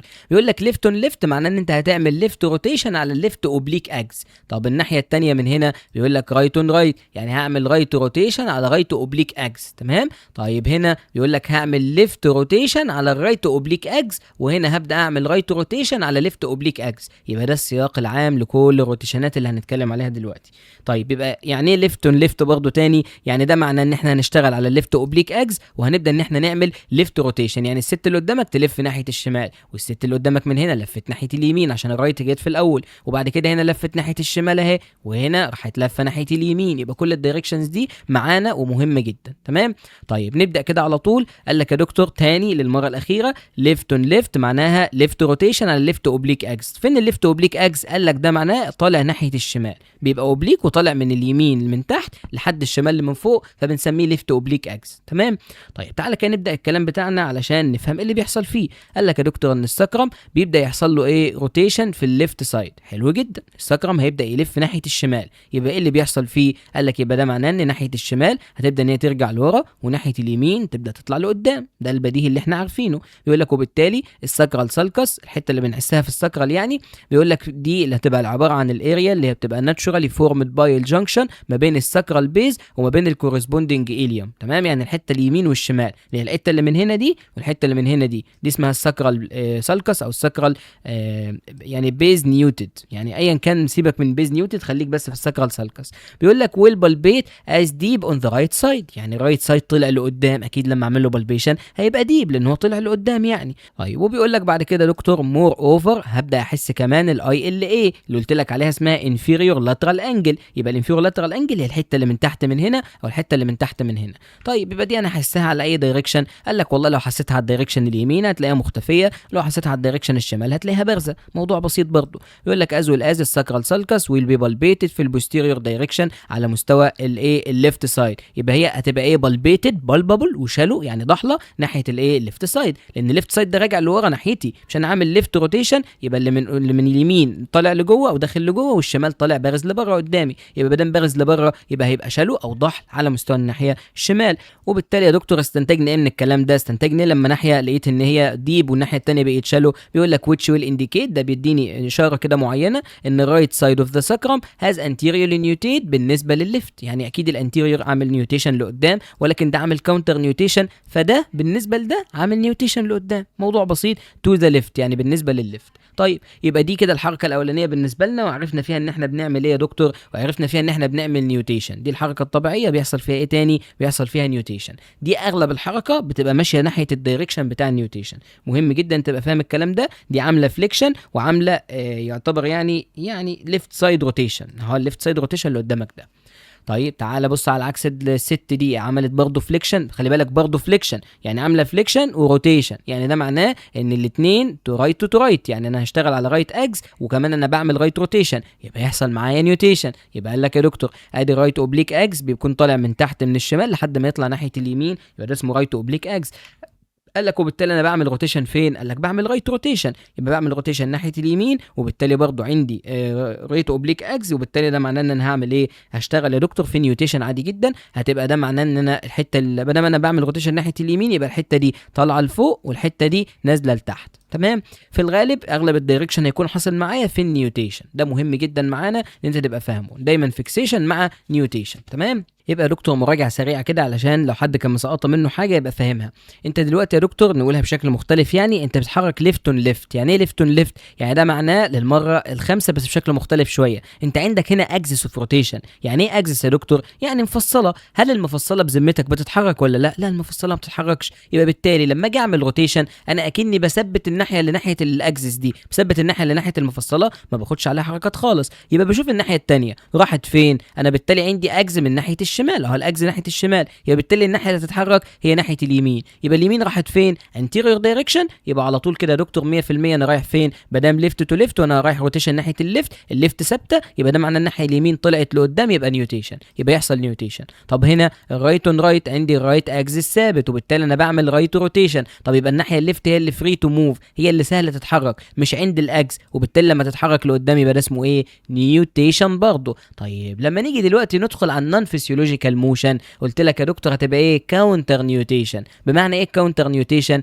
يبقى انا بشوف الناحيه دي هلاقيها ناحيه يعتبر فيها الاكسس، اهو قلت لك ليفت اون رايت، يعني انا بعمل ليفت روتيشن بس على رايت اكس، وادي رايت اكس ثابت، يبقى الناحيه اليمين ثابته. يبقى لما اعمل ليفت روتيشن هلاقي الناحيه الليفت راحت فين؟ المتحركه راحت في كاونتر نيوتيشن. طب لما اتكلم هنا يا دكتور على رايت اون ليفت، يبقى رايت اون ليفت انا مثبت ناحيه الاكس زي ما قلت لك، الليفت ثابته ما فيها الاكس، فبالتالي ما تتحركش. يبقى الناحيه الثانيه دي لما اعمل روتيشن ناحيه الرايت يبقى هعمل روتيشن كده هلاقي كاونتر نيوتيشن، ده لفت لورا. يبقى ده بالتالي معنى كلمه النيوتيشن ومعنى كلمه الكاونتر نيوتيشن يا دكتور. وبالتالي تعالى كده نتكلم عن الليفت اون رايت. قال لك يا دكتور الليفت اون رايت ساكرال تورشن، بيقول لك ده ريليتس للليفت روتيشن على مستوى الرايت اوبليك اكس، يعني انا بعمل لفه ناحيه الشمال بس على رايت اوبليك اكس، فده معناه ان الناحيه اليمين هتبقى ثابته. يقول لك هاويفر يعني بالرغم من ان بسبب البوستيريور موشن بتاعه الليفت سايد بتاع السكرم، اهو الليفت سايد بتاع السكرم بدل ما انا كده بعمل ليفت روتيشن يبقى ده بيرجع لورا بوستيريور، وده طبعا ثابت ما بيتحركش يعتبر. قال لك وبالتالي السكرال سالكس لما اجي احسه بيقول لك ناو بالبيت شالو ات ذا ليفت سايد، يبقى ما دام هو طلع ناحيه ايدي يبقى ده معناه شالو ضحل، احط ايدي الاقيه على طول. بيقول لك وكمان الانفيريور لاترال انجل هعمل لها بالبيشن بوستيريورلي، بيقول لك الاقيها شالو على الليفت سايد. يبقى بالتالي ده معناه ايه يا دكتور؟ ده معناه ان الناحيه المتحركه رجعت ناحيه ايدي وطلعت تحت ايدي على طول، يبقى ده عباره عن كاونتر نيوتيشن. قال لك this indicate ان الليفت سايد بتاع السكرم عمل كاونتر نيوتيشن او بوستيريور نيوتيشن. يا دكتور تمام كده الدنيا وضحت معانا خالص. وهنا نفس الموضوع، قلت لك ثبتت الناحيه اللي فيها الاكس اللي هي ناحيه الليفت، بينما انا رايت اون ليفت يبقى الليفت تثبت على طول، وبالتالي اعمل الحركه على الناحيه الثانيه، لقيت ان انا عملت رايت روتيشن بالشكل ده، يبقى على طول كده الدنيا وضحت معايا. رايت اون ليفت يعمل لك على طول كاونتر نيوتيشن. تمام كده ان شاء الله تكون الدنيا وضحت واتفهمت. نبدا ندخل دلوقتي بقى فين؟ في التستات وفي الحاجات بتاعه الاختبارات والكلام ده، والفورم كلوجر والفورس كلوجر. قال لك الساكرو إلياك جوينت ستابيليتي، تعال بس نكبر السلايد شويه. قال لك يا دكتور الساكرو إلياك جوينت ستابيليتي في ماسل امبالانس هنبدا ناخدها، ومايوفاشيال ساينس. ايه الكلام اللي هنقوله؟ قال لك there are two main factors that affect the stability of the pelvis. بيقول لك more presence، يعني بتبقى باينه اكتر في الساكرو إلياك جوينت، زي مثلا الفورم كلوجر والفورس كلوجر. بيقول لك these two mechanism collectively assist للبروسيس بتاعه السيلف لوكينج ميكانيزم بتاعه الساكرو إلياك جوينت ده. اول حاجه نبدا بيها الفورم كلوجر، وبعدين ناخد الفورس كلوجر. قال لك الفورم كلوجر دي arises from الاناتوميكال الاينمنت، يعني هي عباره عن بون، هي عظم على عظم، خلص الموضوع، اسمه فورم كلوجر، موضوع واضح يعني. قال لك يبقى ده معناه بيعتمد على العظم بتاع الانومينيت بون والعظم بتاع السكرم. وكمان بيقول لك وير السكرم كايند ستون بتوين الوينجز بتاعه البلفس. بمعنى ايه الكيستون دي؟ قال لك الكيستون يعني هو حجر الاساس، هو السكرم، هو ده اللي بيبقى عامل زي ايه؟ الحجر اليوناني، زي ما هنشوف بعد شويه. تمام؟ ايه الحجر اليوناني؟ ما تستعجلش عليها تشوفه، اللي هو الرومان ارش. طيب المهم يقول لك يا دكتور ان الساكرو إلياك جوينت از بروتكتد فروم الشير فورس باي 3 ويز. بيتمنع من الشير فورس، يعني بيتمنع ان هو يتفصل عن بعض او يبوظ بمعنى صح. قال لك فيرست ساكرم از ويدج، يعني ده اول حاجه، يعني النظريه الاولانيه، وفي عندنا نظريه ثانيه ونظريه ايه ثالثه. بيقول لك اول حاجه ان الساكرم از ويدج، يعني عباره عن تريانجولار شيبد بون، عامل زي المثلث كده. بيقول لك والله بعد كده وثس، يعني بالتالي سسبندد او ستابلايزد بتوين الانومينيت بونز سيميولارلي كيستون، عامل زي حجر الاساس في الرومانز ارش. ايه هو الرومانز ارش ده؟ قال لك والله يا دكتور في العصور الرومانيه كانوا بيعملوا ايه؟ نفق بالشكل ده، ويحطوا حاجه من فوق فيها اسمها الكيستون. الكيستون سبحان الله اشتقوها من شكل السكرم في الجسم، اللي هي عامله زي شكل مثلث كده، في قاعده من فوق وفي ابيكس من تحت وبالشكل ده. يقول لك طول ما الكيستون حجر الاساس ده محطوط من هنا، مستحيل النفق ده يقع على طول. ليه؟ لان ده يعتبر ان هو مضغوط عليه من اليمين والشمال ومن فوق ومن تحت وكل الدايركشن. يبقى ده كده الكيستون مشبه على طول بالسكرم اللي في جسم الانسان. قال لك كيبتن ستيت اوف سسبنشن، يعني معلق كده على طول باي الليجامنت اكشن ابونت، يعني الليجامنت عليه بيبدا ان هو يثبته في المكان ده. يقول لك سكند النظريه الثانيه هنا كونتراست بالعكس بالظبط. بيقول لك الاذر سينوفيال جوينت والارتيكولار كارتلج از نوت سموث but rather irregular، يعني الحمد لله كمان مفيش سموزنس تخلي الحركه غير مستقره فيه ويبدا يتزحلق والكلام ده. لا، قال لك شكلهم irregular ويبداوا يمسكوا في العظم بشكل كويس جدا.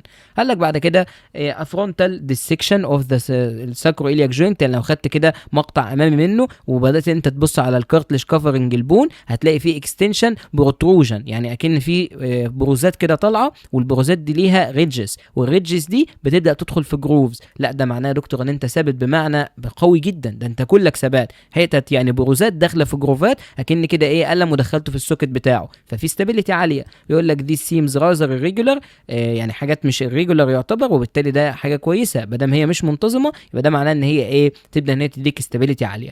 بيقول لك but are fact complementary، بيقول لك هي مكمله لبعض، الحته اللي هي عباره عن الريدج والحته بتاعه الجروف. بيقول لك unusual irregular is very relevant to ان هي تدي لك ايه؟ سيرفيس استابيليتي للساكرو إلياك جوينت، وبالتالي تزود لك الكومبريشن ابلايد عليه، وده شيء كويس جدا. زي ما قلت لك الساكرو إلياك يحب الكومبريشن. بيقول لك طب وبالنسبه للفورس كلوجر؟ لا ده العكس بقى، ده انت الفورس كلوجر يعني انت دخلت الحركه ودخلت الليجامنتات والقوه بتاعتها ودخلت العضلات والقوه بتاعتها، دي الفورس كلوجر، من اسمها قوه الحاجات دي، ليجامنت وماسل. بيقول لك accomplished by الفولوينج. ايه هي الحاجات اللي بتعمل لي الفورس كلوجر؟ قال لك فيرست ميثود از باي نيوتيشن بتاعت السكرم، الحركه بتاعت السكرم نفسها. بيقول لك which is achieved by either الانتيريور موشن بتاعت السكرال بيز على مستوى البوستيريور نيوتيشن او البوستيريور روتيشن بتاع الانومينيت بون، دي حركه اللي هي عباره عن الحركات بتاعت السكرم والانومينيت يعني. بيقول لك طب تاني حاجه يا دكتور، بيقول لك عندي تو تايبس من الموشن بتبدا ان هي تعمل تايتنينج على مستوى الساكرو تيوبرس والساكرو سباينس ليجامنت، وعلى مستوى الناحيه الثانيه برضه نفس الموضوع الانتروسيوس ليجامنت.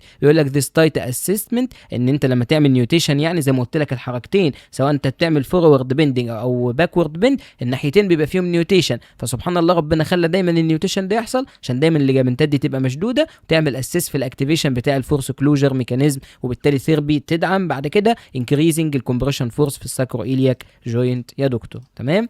يقول لك والله بعد كده الكاونتر نيوتيشن زي ما قلت لك بيبقى حاجه وحشه جدا للاسف، بتقلل الاستابيليتي على مستوى الساكرو إلياك بسبب ان هي بتقلل التنشن في الليجامنتات اللي عملنا لها وصف من فوق، اللي هم الساكرو تيوبرس والساكرو سباينس والكلام الكلام ده. يقول لك وبالتالي سكند ميثود بتاعه الفورس كلوجر بتبقى اسسمنت الاكتيفيشن او كونتراكشر للانر والاوتر كور ماسلز. عندك عضلات كور ماسل لوكال وجلوبال ماسل سيستم، نبدا ان احنا نشوفهم بعد شويه. فقال لك يبقى ده دكتور الحركه الاولانيه دي اسمه فورم كلوجر، العظم داخل في العظم، لكن هنا بقى في فورس كلوجر. بص الفورس كلوجر تبدا تضغط عليه من اليمين والشمال ومن فوق ومن تحت وكل الدايركشن، يبدا يدي لك بقى كل الاثنين دول مع بعض يدوا لك الساكرويلياك جوينت ستابيليتي. تمام.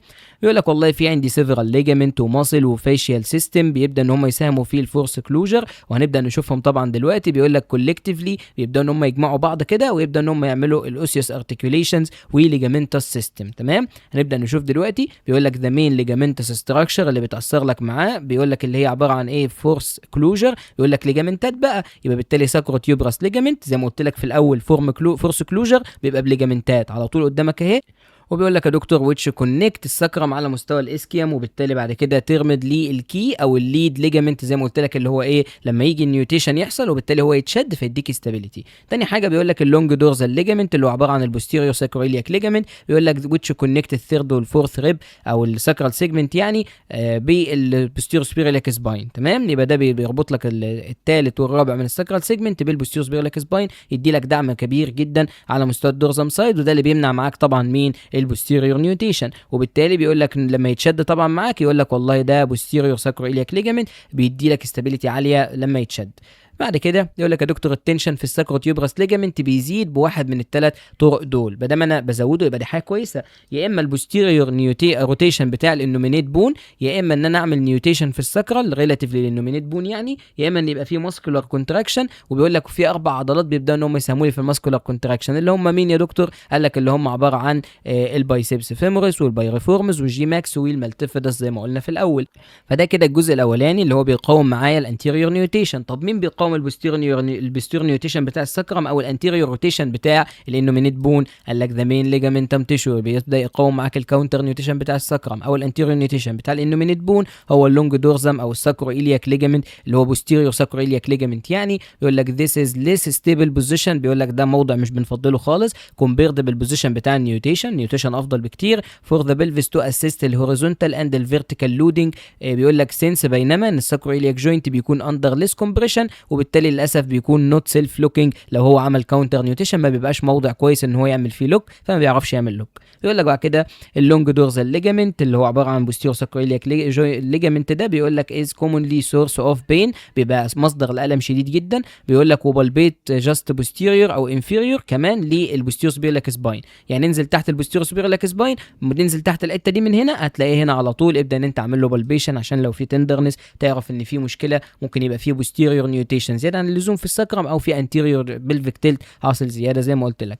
بيقول لك باي ذيم سيلفز بنفسهم الليجامنتات دي كانت منتين الاستابيليتي بتاعت البلفس ذي ريلي، بيقول لك ان هم بيبداوا ان هم يرجعوا على طول بسيفرال ماسل سيستم علشان يعملوا لهم اسيس يعني ويساعدوهم. بيقول لك there are two important muscle group يبداوا ان هم يساهموا في الاستابيليتي بتاعت اللور باك والبلفس كولكتيفلي طبعا كولد الانر يونت اللي هم الكور ماسلز طبعا، والاوتر يونت اللي هم عباره عن المايوفاشيال سلينج سيستم. هنبدا ندرس العضلات دي دلوقتي. تمام. هل لك اول حاجه محتاجين نتكلم فيها ان الانر سيستم او الانر يونت دول عباره عن عضلات زي الترانسفيرسس ابدومينس مالتيفيدس دايفرام الماسلز بتاعت البلفيك فلور، دول كلهم بيقول لك also known as الكور ماسل. يبقى لما واحد يقول لك قوي الكور ماسل بتاعت البيشنت يبقى ده معناه انه بيكلمك على الترانسفيرسس ابدومينس. بتقويها ازاي؟ لما تخلي البيشنت يشفط بطنه بكل بساطه، يشفط بطنه يقعد 30 ثانيه يقعد دقيقه، كل الكلام ده مهم جدا واقصى شفط يقدر عليه. تمام.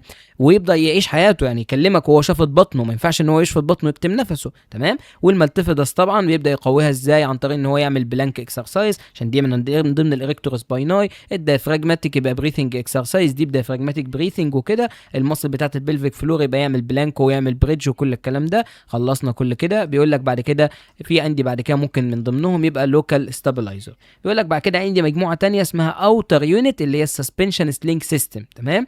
بيقول لك سيستم اوف ماسل بتبقى جلوبال ماسل، بتبقى عضلات كبيره، وبدام عضلات كبيره يبقى ده معناه ان هي تونيك ماسل او بوستشرال ماسل. هنبدا ندرسها دلوقتي ونبدا نشوف الفانكشن بتاعها. طيب اول حاجه الانر كور ماسل عرفناهم طبعا واتكلمنا عليهم، دايفراجماتيك، ترانسفيرسس ابدومينس، بلفيك فلور، ومالتيفيدس. تعالى بقى للاوتر ماسل او الكور بتاعت الجلوبال سيستم اللي هي البوستشرال ماسل بقى. قال لك دول زي مين؟ قال لك والله يا دكتور عندك 4 مجموعات منهم، عندك بوستيريور لونجيتيودينال سلينج، وعندك لاترال سلينج يعني عضلات بتعلق من اليمين والشمال لاترال، وعضلات تانية بتبقى بوستيريور وديب اللي هي اللونجيتيودينال سلينج معلقه كده من فوق لتحت، وعندك انتيريور اوبليك سلينج وبوستيريور اوبليك سلينج. يبقى عندك انتيريور اوبليك وبوستيريور اوبليك، وعندك عضلتين من الجناب لاترال، وعندك واحده عميقه من البوستيريور. تمام. طيب بيقول لك والله ان دول بيساعدوا في الفورس كلوجر بتاع الماسل يعني، وهم دول الوحدات بتاعتهم. بيقول لك ايدنتيفايد تريتمنت بتاع السبيسيفيك ماسلز ديسفانكشن لو فيها اي مشكله زي الويكنس او الان ابروبريت ريكروتمنت ان هي مش شغاله كويس او فيها تايتنس. بيقول لك امبورتنت ان انت لازم تعمل ريستور للفورس بتاعها عشان تعمل لك فورس كلوجر اللي هو السكندري كومبوننت بتاعت الاستابيليتي اندرلايننج. بيقول لك وبالتالي لازم تقويهم يعني لو ضعفوا او تعمل لهم استرتش لو شدوا زياده عن اللزوم. بيقول لك علشان هم بارت من السلينج وبيعلقوا لك طبعا البلفس ويعني والبلفس والسكرم وكل حاجه بشكل كويس. بيقول لك بيريزيست الموشن او ليكنج الموشن، يعني اما لو هم قوي زياده عن اللزوم وبقوا شادين وشورت البوزيشن ممكن يعملوا ليك للموشن، او ممكن يعملوا ريستريكت ليها لو هم ضعفوا يعني. تمام. او العكس يعني ممكن لما يشدوا يبداوا يعملوا ريستريكت، ولما يضعفوا يعملوا ليك للموشن او السبورت. مين هم دول يا دكتور؟ قال لك اول حاجه معايا هبدا اشوف كده في الجلوبال ماسل ان انا عندي البوستيريور ديب لونجيتيودينال سلينج، وبعد كده معايا اللاترال سلينج. مين هم؟ طبعا مش مهم انت تحفظهم قوي يعني، ولكن ركز كده في الاسماء. عندك الاريكتور سبايني ماسل، عندك بعد كده من هنا اللي هو الساكروتيوبراس ليجامنت يعني من ضمن الحاجات اللي بتعمل لي سلينج، عندك بعد كده البايسبس فيمورس، وعندك بعد كده البورونياس لونجاس ماسل. تمام. عندي بعد كده من هنا الكونترالاترال كوادريتاس لامبورم اللي هي الكيو ال ماسل، عندك الجلوتياس ميدياس ومينيماس اللي هم الابدكتور بتوع الهيب. خلي بالك لما يقول لك مين العضله اللي بتساعد الابدكتور ميدياس مثلا او جلوتياس ميدياس يبقى تقول له المينيماس مش الماكسيماس، لان الماكسيماس حركتها مختلفه. والابسي لاترال طبعا الدكتورز بتاعه الهيب. دول كده اللاترال سلينج. تمام. لاترال سلينج المعلقات الجانبيه يبقى حاجات ماسكينه من الجنب، كوادريس لامبورم، جلوتياس ميدياس ومينيماس والادكتورز ماسل. طيب هنا الانتيريور اوبليك والبوستيريور اوبليك سلينج. قال لك الاوبليك من هنا الكونترالاترال اكسترنال ابدومينال اوبليك، والابسي لاترال انترنال اوبليك. تمام. وعندك بعد كده الستانس ليج ادكتورز اللي هي يعني الادكتور ماسل يعني. وهنا بعد كده معاك الكونترالاترال لاتيسموس دورزاي، ومعاك بعد كده الجلوتياس ماكسيموس. تمام. يبقى هنا الانتيريور اوبليك عضلات في الانتيرو سايد، والبوستيريور اوبليك عضلات للاتيسموس دورزاي والثراك واللمبر فاشيا اللي ماسكه في اللاتيسموس دورزاي والجلوتياس ماكسيموس. تمام. فورس كابل يا دكتور بيقول لك الانتيريور والبوستيرو بلفيك تلت، موضوع بسيط جدا. بيقول لك ادي الانتيرو بلفيك تلت، العضلات اللي بتعمل انتيرو بلفيك تلت هي عباره عن ايه؟ عباره عن فورس كابل. فبالتالي اريكتور سبايناي ترفعك في انتيرو بلفيك تلت، ونفس الموضوع الهيب فليكسور تعمل لك انتيرو بلفيك تلت. في عضلات تانية بتبدا تكون قويه، هما الاثنين دول اريكتور سبايناي وهيب فليكسور. في عضلات تانية بتبقى ضعيفه، قال لك ايوه طبعا زي مثلا الابدومينال ماسل بتبقى ضعيفه فما بتقدرش ان هي تعمل لي بوستيرو بلفيك تلت. الابدومينال ماسل ضعيفه والاليوسوس معاها برضو، او يعني لا خلينا بس في الابدومينال ماسل بس هي اللي ضعيفه، وكمان الهيب اكستنسور ضعاف. يبقى دي ضعيفه تمام من هنا باللون الازرق، ودي كمان ضعيفه هنا باللون الازرق. تمام. انما لما يحصل بوستيرو بلفيك تلت لا الموضوع يتعكس يا دكتور، يبقى ده معناه العضلات الضعيفه بقت قويه، يبقى ده معناه ان الابدومينال ماسل من هنا قويه جدا، وده معناه ان الهيب اكستنسور من هنا قويه جدا. تمام. وهيبقى في عضلات ضعيفه اللي هي الهيب فليكسور اللي كانت من قدام قويه دلوقتي بقت ضعيفه، وكمان الاريكتور سباينال اللي من ورا بقت ضعيفه. تمام. يقول لك دخلنا دلوقتي بقى في حاجه مهمه جدا اللي هي البين والديسفانكشن والمشاكل بتاعه الساكرويلياك جوينت. قال لك maybe either secondary to acute trauma involving sudden heavy lifting. واحد مثلا عنده acute trauma يعني مثلا شال وزن كبير 70 كيلو مثلا شالهم لفتره طويله مثلا. بيقول لك وممكن يبقى prolonged lifting لحاجه معينه وهو عامل بيندنج يعني شال حاجه ومايل لقدام لفتره طويله بسبب ان هو تعب مثلا. بيقول لك ممكن يبقى torsional strain يعني لف كده لفه غلط وبالتالي وقع على الارض باللفه دي. بيقول لك فول انتو الباتوكس، واحد وقع على الباتوكس. يقول لك رير اند موشن فيكل اكسيدنت يعني بيقول لك وقع كده بعد ما عمل حادثه بالموتوسيكل مثلا.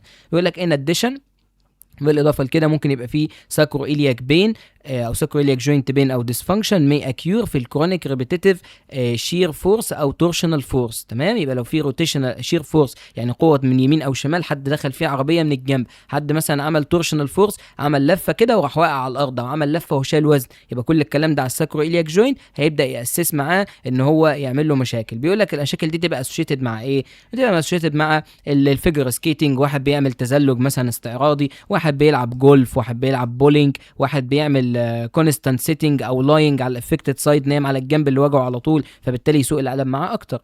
بيقول لك the most common complaints include البين في اللو باك والباتوكس والليج والجروين والهيب، دول اكتر اماكن بتسمع فيهم الالم. قال لك والسيمتومز او الاعراض بتظهر زي انكريز اليورينري فريكوانسي، بيقول لك او ترانزيشنال نمبنس او تينجلينج، ودي اكتر حاجه معانا، نمبنس وتينجلينج، اعراض عصبيه بتبدا تظهر معاه. بتظهر فين اكتر حاجه؟ قال لك بتظهر على الباتوكس بنسبه 94%. فمهم جدا لو البيشنت سمع بالم في الباتوكس وانت بتعمل له التستات بتاعه الساكرويلياك تعرف ان التست ده بوزيتيف. لو سمع معاه في اللمبر ريجن بنسبه 72% يبقى سمع في اللمبر، يبقى مشكله في الايه ساكرويلياك. سمع في اللور اكستريميتي ب 50% يبقى ده معناه مشكله برضه نفس الموضوع. سمع في الجروين نمبنس وتنجلنج وكده، يبقى على طول يا دكتور في اي مكان من الاماكن دي يبقى الساكرويلياك جوينت فيه ديسفانكشن بالفعل، وانت بتعمل التستات بتاعته اللي هنقولهم في الاخر. يقول لك الكواليتي بتاعت البين تختلف من ان هي تكون دال ايكنج لحد الشارب بين او الستامبنج بين، او يعني اللي هو الستابنج بين اكن طعنه بسكينه، او يقول لك الم حد يا دكتور اكن حد بيقطع بسكينه في جلدي. تمام. بيقول لك والله ده الايكنج، لا ممكن يبقى الم مش محدد للمكان ويبقى الم خفيف. بيقول لك اجريفيتال فاكتور انكلود الاول تايبس بتاعت الفيزيكال اكتيفيتي، كل انواع النشاط. بيقول لك ان سبيسيفيك سستيند بوزيشن، يعني بيقول لك وضع معين هو خده لفتره طويله وعمل فيه سستيند، ولكن ده وضع نون سبيسيفيك، وضع غلط، زي الست اللي كانت عامله اكستنشن من شويه، نون فانكشنال يوز او نون فانكشنال نون فيزيكال بوزيشن، يعني وضع مش معتادين عليه.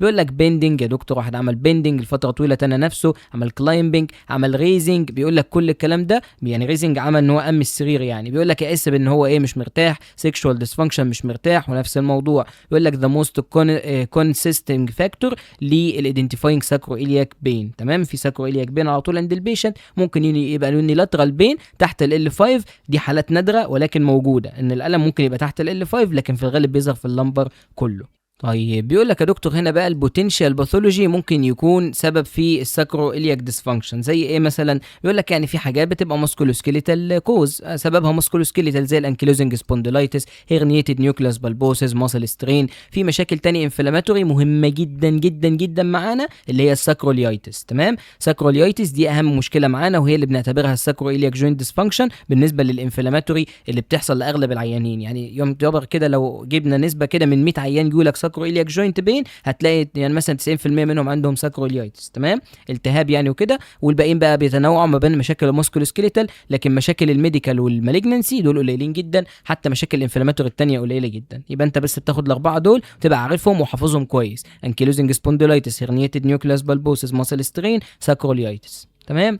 طيب دلوقتي بقى يا دكتور بيقول لك الميكانيكال ديسفانكشن، يعني لو حصلت مشاكل ميكانيكال يبقى ده معناها تحصل مشاكل في الحركات بتاعه الاليوساكرال والساكرو إلياك جوينت ديسفانكشن. يبقى بالتالي بيقول لك ايه الحركات اللي بتبوظ في الاليوساكرال موشن، الاليوم ده او الانومينيت بون اللي بيبوظ فيها؟ قال لك الانتيريور روتيشن انومينيت بتاعه الانتيريور، يعني مش هيقدر يعمل انتيريور بالفيكتيلت. البوستيريور روتيشن انومينيت مش هيقدر يعملها. بيقول لك بعد كده السوبيريور شير اللي هي اب سليب، يعني ايه اب سليب؟ يعني نص البلفس يطلع لفوق يلف لفوق، مش هيقدر يعملها. الانفيريور شيل كودال داون سليب، يعني ده معناه نص البلفس مش هيقدر ينزل لتحت. الانومينيت اوت فلير، يعني ده معناه البوستيريور سبيريلاك سباين مش هيقدر ان هو يتحرك في ابدكشن، يتحرك اوتورد. تمام.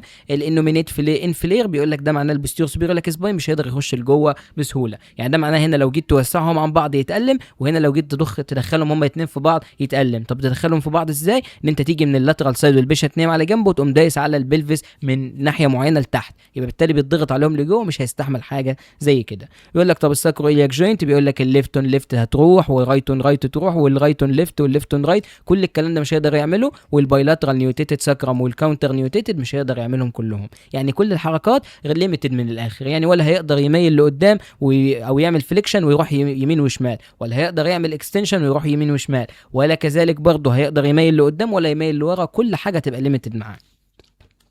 يقول لك يا دكتور الاسسمنت بتاع البلفس، وخلي بالك من اللي فات ده برضه الجيت سايكل بايظه، بتلاقي ان هو مش قادر ان هو ياخد الخطوه لقدام، لان الخطوه لقدام اللي بيبقى فيها نيوتيشن مش قادر يعملها، والناحيه الثانيه اللي بيبقى عكس الناحيه اللي بياخد فيها الخطوه برضه مش قادر يعمل فيها كاونتر نيوتيشن، فبتلاقي الجيت بتاعته صغيره جدا وماشي بخطوات محسوبه صغيره جدا. بيقول لك البلفيك بالانس، بيقول لك ان وذ البيشنت ستاندنج، لما البيشنت يبقى واقف لازم تعمل كومبير للكونترالاترال سايد، يعني الكومبيراتيف ليفل لازم انت تخلي بالك ان كله لازم يبقى في نفس الليفل، فبالتالي بتشوف البلفيك كريست، البوستيريور فيو، البوستيريور سبيريلاك سباين، بيقول لك بتشوف الجريتر تروكانتر، وتبدا تشوف الناحيه الثانيه طبعا، واللامبر سباين والجلوتيال فولد والبوبليتيال فولد، وتبدا تشوف الليج والفوت والانكل بوزيشن من البوستيريور والانتيريور، وتبدا تشوف البلفيك كريست من الانتيريور بقى زي ما شفت من البوستيريور، وتشوف الانتيروس بيلاك سباين والبلفيك تيوبريكل. كل ده تشوفه بالشكل ده وتاكد من ان كل حاجه تمام وفي نفس المستوى.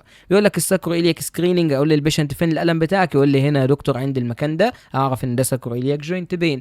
طيب التستات، وما ادراك ما التستات، الساكرو إلياك جوينت بروفوكيشن تيست. التستات اللي بتزود الالم في الساكرو إلياك، اول حاجه واهم حاجه التست اللي هم في الاساس بيقولوا ان ده مصمم للساكرو إلياك جوينت. تخيل انت بتستخدمه مثلا عشان تحدد المشاكل بتاعه الهيب، وتستخدمه عشان تحدد مشاكل اللبرم، لا ده هو اساسه في الاساس الساكرو إلياك جوينت اصلا. يعني ده الاساس بتاعه، ان انت تخلي البيشنت يعمل فليكشن ابدكشن اكسترنال روتيشن بالشكل ده، ادي شويه فليكشن وادي شويه ابدكشن وادي شويه اكسترنال روتيشن. يبقى ده معناه ان البيشنت ده هاجي اضغط على الرجل بتاعته دي لتحت، ومن الانتيروس بيرلك سباين هنا برضه اضغط لتحت، بالتالي يسمع معاه بالم على طول في البلفس. ده الالم من هنا الالم من هنا، يخلي الساكرو إلياك جوينت يتضغط من الناحيتين دول. تمام، يبقى ده بروفوكيشن تيست يزود الالم فيه. ان زاد الالم في الفابير يبقى ده معناه بوزيتيف تيست، وان ما زادش يبقى خلاص. قال لك الثايس راست والفيمورال شير والبوستيريور شير تيست، قال لك كل ده نفس المسمى. طب بعمل ايه انا كدكتور؟ قال لك بجيب ايدي واحطها تحت الباتوكس بتاعه البيشنت. اجيبها احطها فين؟ تحت الباتوكس بتاعه البيشنت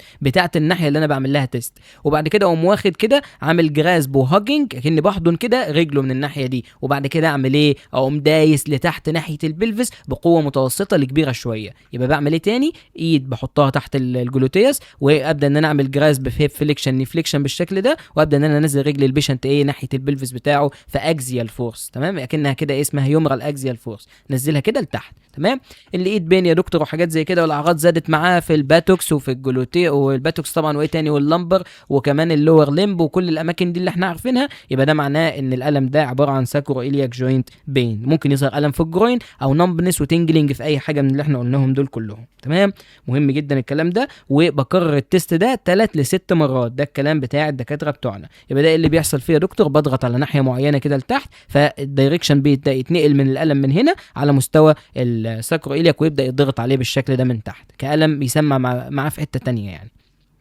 يقول لك بعد كده في عندي ديستراكشن للبلفس اللي هو جابنج تيست. جابنج تيست ده ببدا ان انا اوسع بالكوس هاند بتاعتي ما بين الناحيتين بتوع السيمفيسيس بيوبس من هنا، كأن دي بوسع بيها من هنا، ودي ببدا ان انا ايه اوسع بيها من هنا، بوسع الاثنين عن بعض، فبالتالي الاثنين لما يتسعوا من فوق يضغطوا على الساكرو إلياك من تحت، ويبدا يسمع بألم لو في اي مشكله. طيب بعد كده البلفيك كومبريشن او ابروكسيميشن تيست، البيشنت سايد لاين عامل هيب فليكشن سلايتلي ني فليكشن سلايتلي او 90، وابدا ان انا اعمل ايه كومبريشن بالبودي ويت بتاعي كدكتور لتحت، ابدا ان انا اعمل كومبريشن على البلفس والساكرو إلياك تحديدا لو في ألم يسمى معايا بألم او نمبنس وتنجلينج والكلام ده كله. تمام، طيب دلوقتي بقى دكتور الجاينزلين تيست. الجاينزلين تيست ده او اسمه تاني البلفيك تورشن تيست، يعني بعمل تورشن. يعني تورشن يعني لفه وعكس اللفه. يبقى ازاي لفه وعكس اللفه؟ بجيب البيشنت بالشكل اللي قدامك ده واخليه ياخد رجله عليه بالشكل ده بالدايركشن ده، سيبك طبعا من صباعه الزياده بس معدل الصوره بالذكاء الاصطناعي. المهم يبدا ياخد رجله عليه بالشكل ده، فانا بالتالي بعمل ايه يا دكتور في الرجل دي اكنها توماس تيست، بعمل بوستيريور روتيشن على مستوى الانومينيت بون،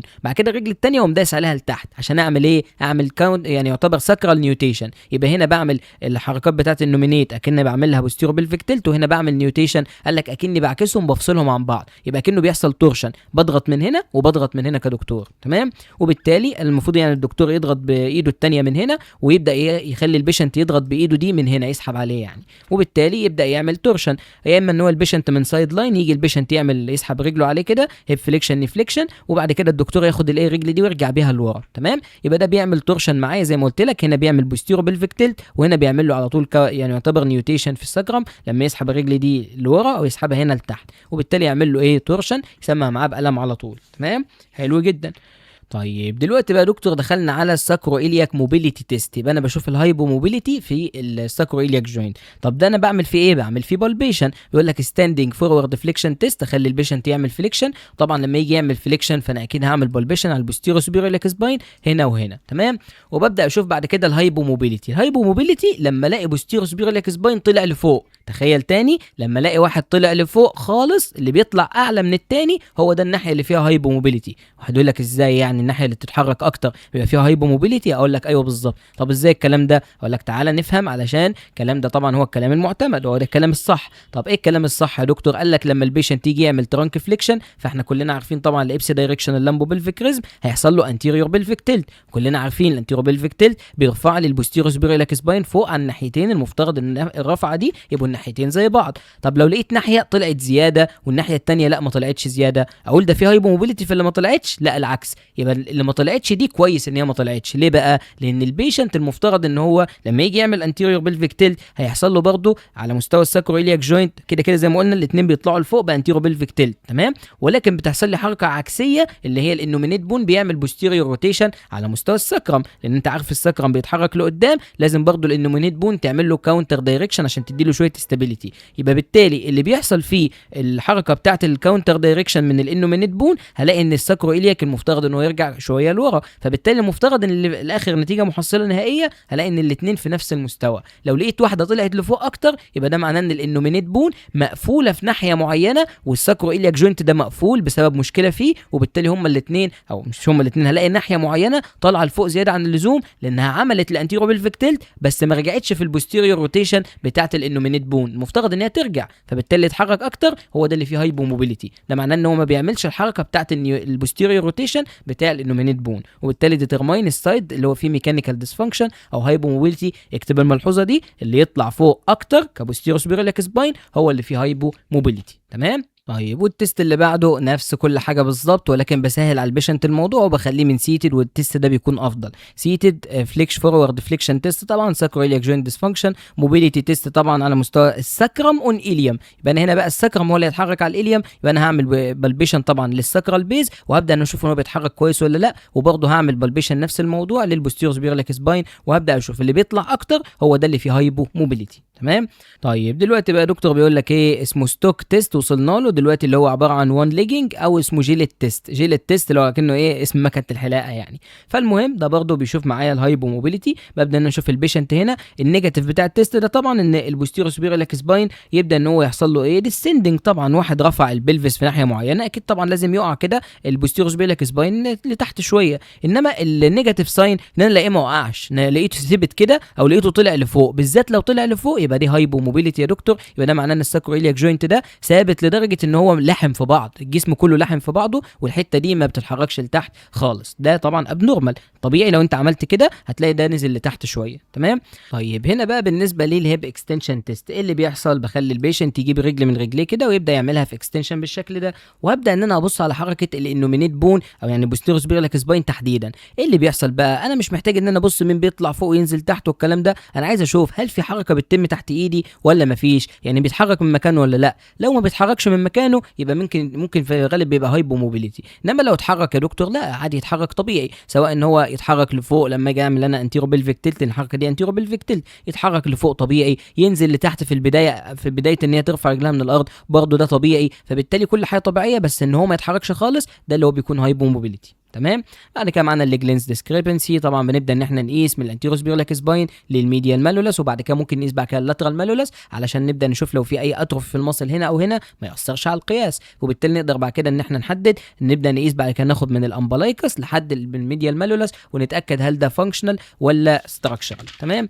حلو جدا. قال لك يا دكتور البالبيشن اسسمنت، هنا بيقول لك ايه بقى؟ بيقول لك ان ذا بارت اوف اسسمنت كرايتيريا وي ويل لوك، بيقول لك اسيمتري في الاناتوميكال لاند مارك، يعني لازم تشوف كل حاجه يمين وشمال وتشوف هل فيها اسيمتري ولا لا، عشان الليج لينس ديسكريبنسي بيأثر بشكل كبير جدا على الساكرويلياك. بيقول لك البيشنت از اسكد تو ادابت ا برون بوزيشن، يبدا ينام برون بوزيشن على كوتش او على كنبه معينه. يقول لك الثيرابيست ستاند نيكست تو ذا بيشنت تو اوبزيرف الليفل بتاع الفولوينج اريا يوزنج الدومينيت اي، يعني كده يشوف. يقول لك الجلوتيال فولد، الاسكيال تيبروستي، الساكروتيوبراس ليجامنت، الانفيريور لاترال انجل، بيشوف البوستيريور سوبيريلاك سباين عشان من بوستيريور، يشوف الساكرال سالكس اللي هي عباره عن الحته اللي هي زي ما قلت لك عليها من اللاترال سايد اللي هي بتمسك لك الاسكيوم بي الاليوم بي الاسكيوم.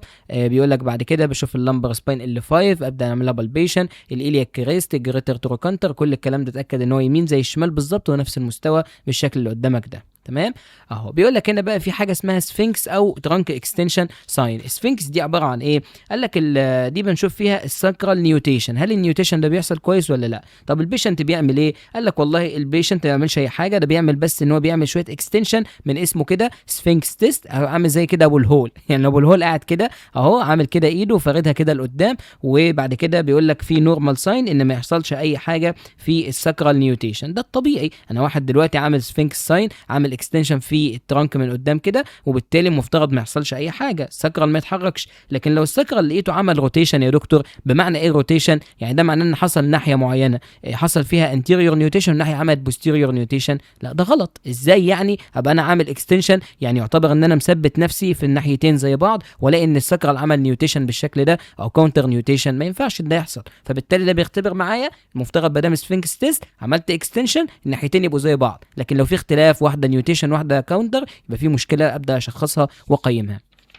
هنا بقى لمبر فليكشن تيست بيقول لك اخلي البيشنت يعمل فليكشن بالشكل ده، لو في نيجاتيف ساين يبقى ما فيش ساكرال نيوتيشن، لكن لو في ساكرال روتيشن روتيشن مش نيوتيشن، الاقي ان الناحيه دي مثلا نازله لتحت، دي طالعه لفوق، عندي شالو، حاجات زي كده تبدا تدل معايا ان في مشكله في الساكرم، مع ان انا عامل فليكشن، ولكن ده بيبقى مش ملوش تاثير معايا، ولا للاسف بيحصل في ناحيه نيوتيشن وناحيه كاونتر نيوتيشن، بمعنى ان حاصل روتيشن على مستوى الساكرم. تمام.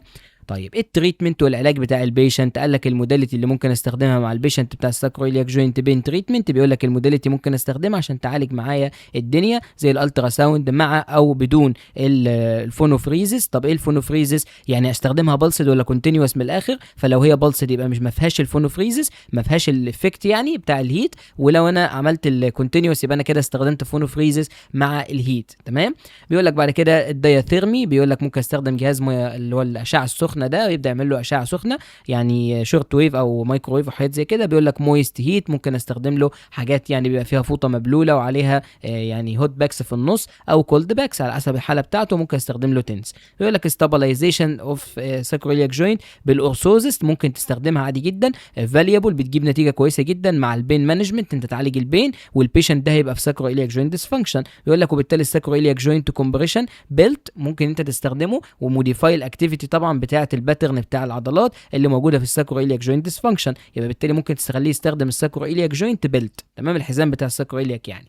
وبعد كده المشد يعني زي ما بيسموه، بيقول لك ان الالكتروميوجراف الاي ام جي للاسف وضح ان القدره بتاعت عضله البايسبس فيمورس واز ريماركابلي ريديوس في البيشنت اللي بيستخدم الساكرويلياك جوينت بين وعنده كومبريشن بيلت مستخدمه، يعني يبقى البيشنت لو ركب للاسف البيلت العضلات بتاعته بتضعف، ده شيء واضح على العيانين يعني، وبالذات البايسبس فيمورس. بيقول لك وده مقارنه طبعا بالبيشنت اللي ما عندوش يعني ساكرويلياك جوينت بين، العين الطبيعي بيستخدم البايسبس فيمورس بمقدار اعلى من البيشنت اللي مركب البيلت ده، للاسف بيستخدم العضله دي بايسبس فيمورس بشكل اقل شويه، فبتاثر على القدره العضليه. بيقول لك في شويه عضلات محتاجين نعمل لها ماسل انرجي تكنيك، بيقول لك العضلات دي بتبقى مهمه جدا سوبرفيشيالي، وان انا استخدم لها بوزيشن معين في البلفس واللمبر سباين. زي مين العضلات اللي اعمل لها ماسل انرجي تكنيك دي يا دكتور؟ قال لك الاليوسوس ماسل اهو، من اول الاليوسوس من هنا مش عايزه تيجي، الاليوسوس، ريكتس فيمورس، الدكتور، هامسترنج، تنسور فاشيالاتا، واليوتيبيال باند، بايريفورمس، كوادريتاس لامبورم. كل العضلات دي اعمل لها عكس الحركه وافضل اعمل لها ستريتش كده في ماسل انرجي تكنيك. تمام.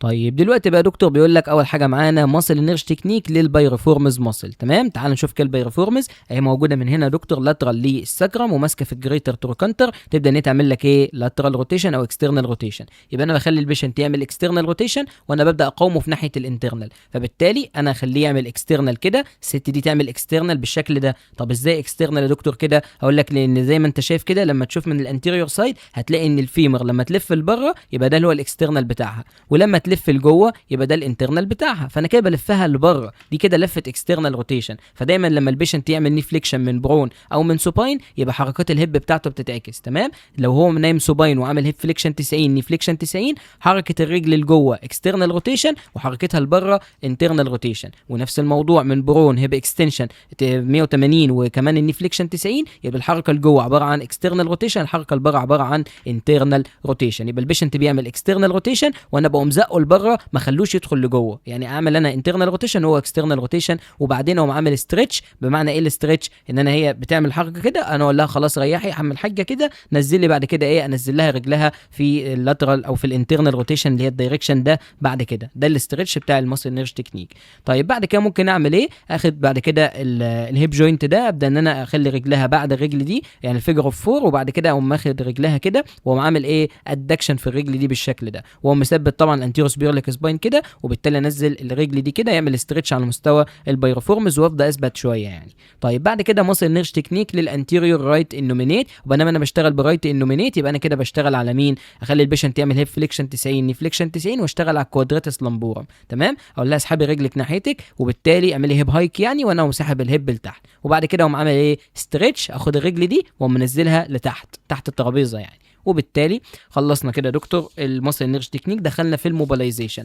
الموبيلايزيشن هنا اسمه بوستيريور روتيشن جلايد على مستوى الانومينيت بون. فانا هنا بعمل ايه، ببدا بكل بساطه عايز اعمل بوستيريور روتيشن، يبقى بعمل بوستيريور بالفيكتيل. طب ازاي؟ قال لك بزق من هنا لقدام وبزق من هنا لورا، ده اسمه بوستيريور بالفيكتيل. او بمعنى اخر يعني ان انا بثبت السكرم من هنا وببدا من هنا ان انا ازق الانتيريور سبيرليك سباين بوستيريورلي كده لورا. تمام، وبالتالي انا كده عملت بوستيريور بالفيكتيل. هنا عايز اعمل انتيريور بالفيكتيل، يبقى تعالى على البلفس من تحت وزقه لورا، ومن ورا كده زقه لقدام، يبقى ده انتيريور بالفيكتيل. موضوع بسيط، انتيريور روتيشن جلايد على النومينيت بون.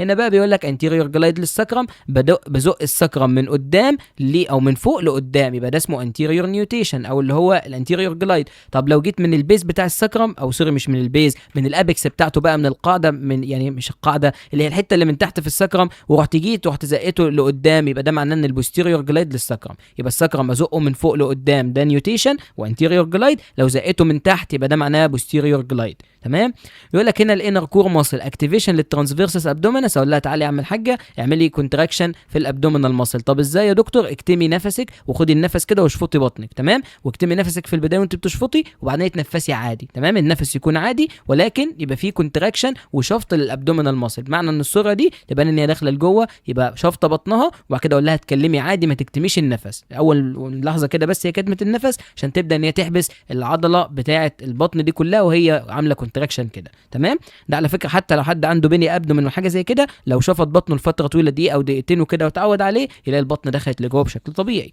تمام، ده كده الانر كور، وده كده بالنسبه لي الانتيريور اوبليك سلينج، العضلات اللي بتعلقك من الجنب يعني وكده، ودي البوستيريور اوبليك سلينج. بيقول لك ده البوزيشن A، وتروح بعد كده للبوزيشن B الاند بوزيشن، يبقى هي تبقى في كده ماسكه بحبل كده او سيره باند من ورا، تيجي بعد كده تقوم عامله بروتراكشن بالشكل ده. تمام، تيجي بعد كده هنا ده الاي بوزيشن البدايه والستارتنج بوزيشن، تروح بعد كده للاند بوزيشن اللي هو ده، يبقى في البدايه تكون عامله بروتراكشن تقوم راجع فيه ريتراكشن. ده كده بالنسبه لكل حاجه خاصه بالسكرة. الحمد لله كده نكون خلصنا كل حاجه خاصه بالسكرو إلياك جوينت من البدايه للنهايه. طولنا فيه طبعا لكن هو حوالي 80 سلايد، ما لازم نطول فيه. دعواتكم بقى دكاتره لنا بالتوفيق ان شاء الله، نكون فهمنا كل حاجه في السكرو إلياك جوينت من بدايه الاسسمنت لحد التريتمنت، والعين يمشي مبسوط كمان من عندك في العياده، وموداليتي وكل حاجه معاك اهي. فدعواتكم لنا بالتوفيق والسلام عليكم.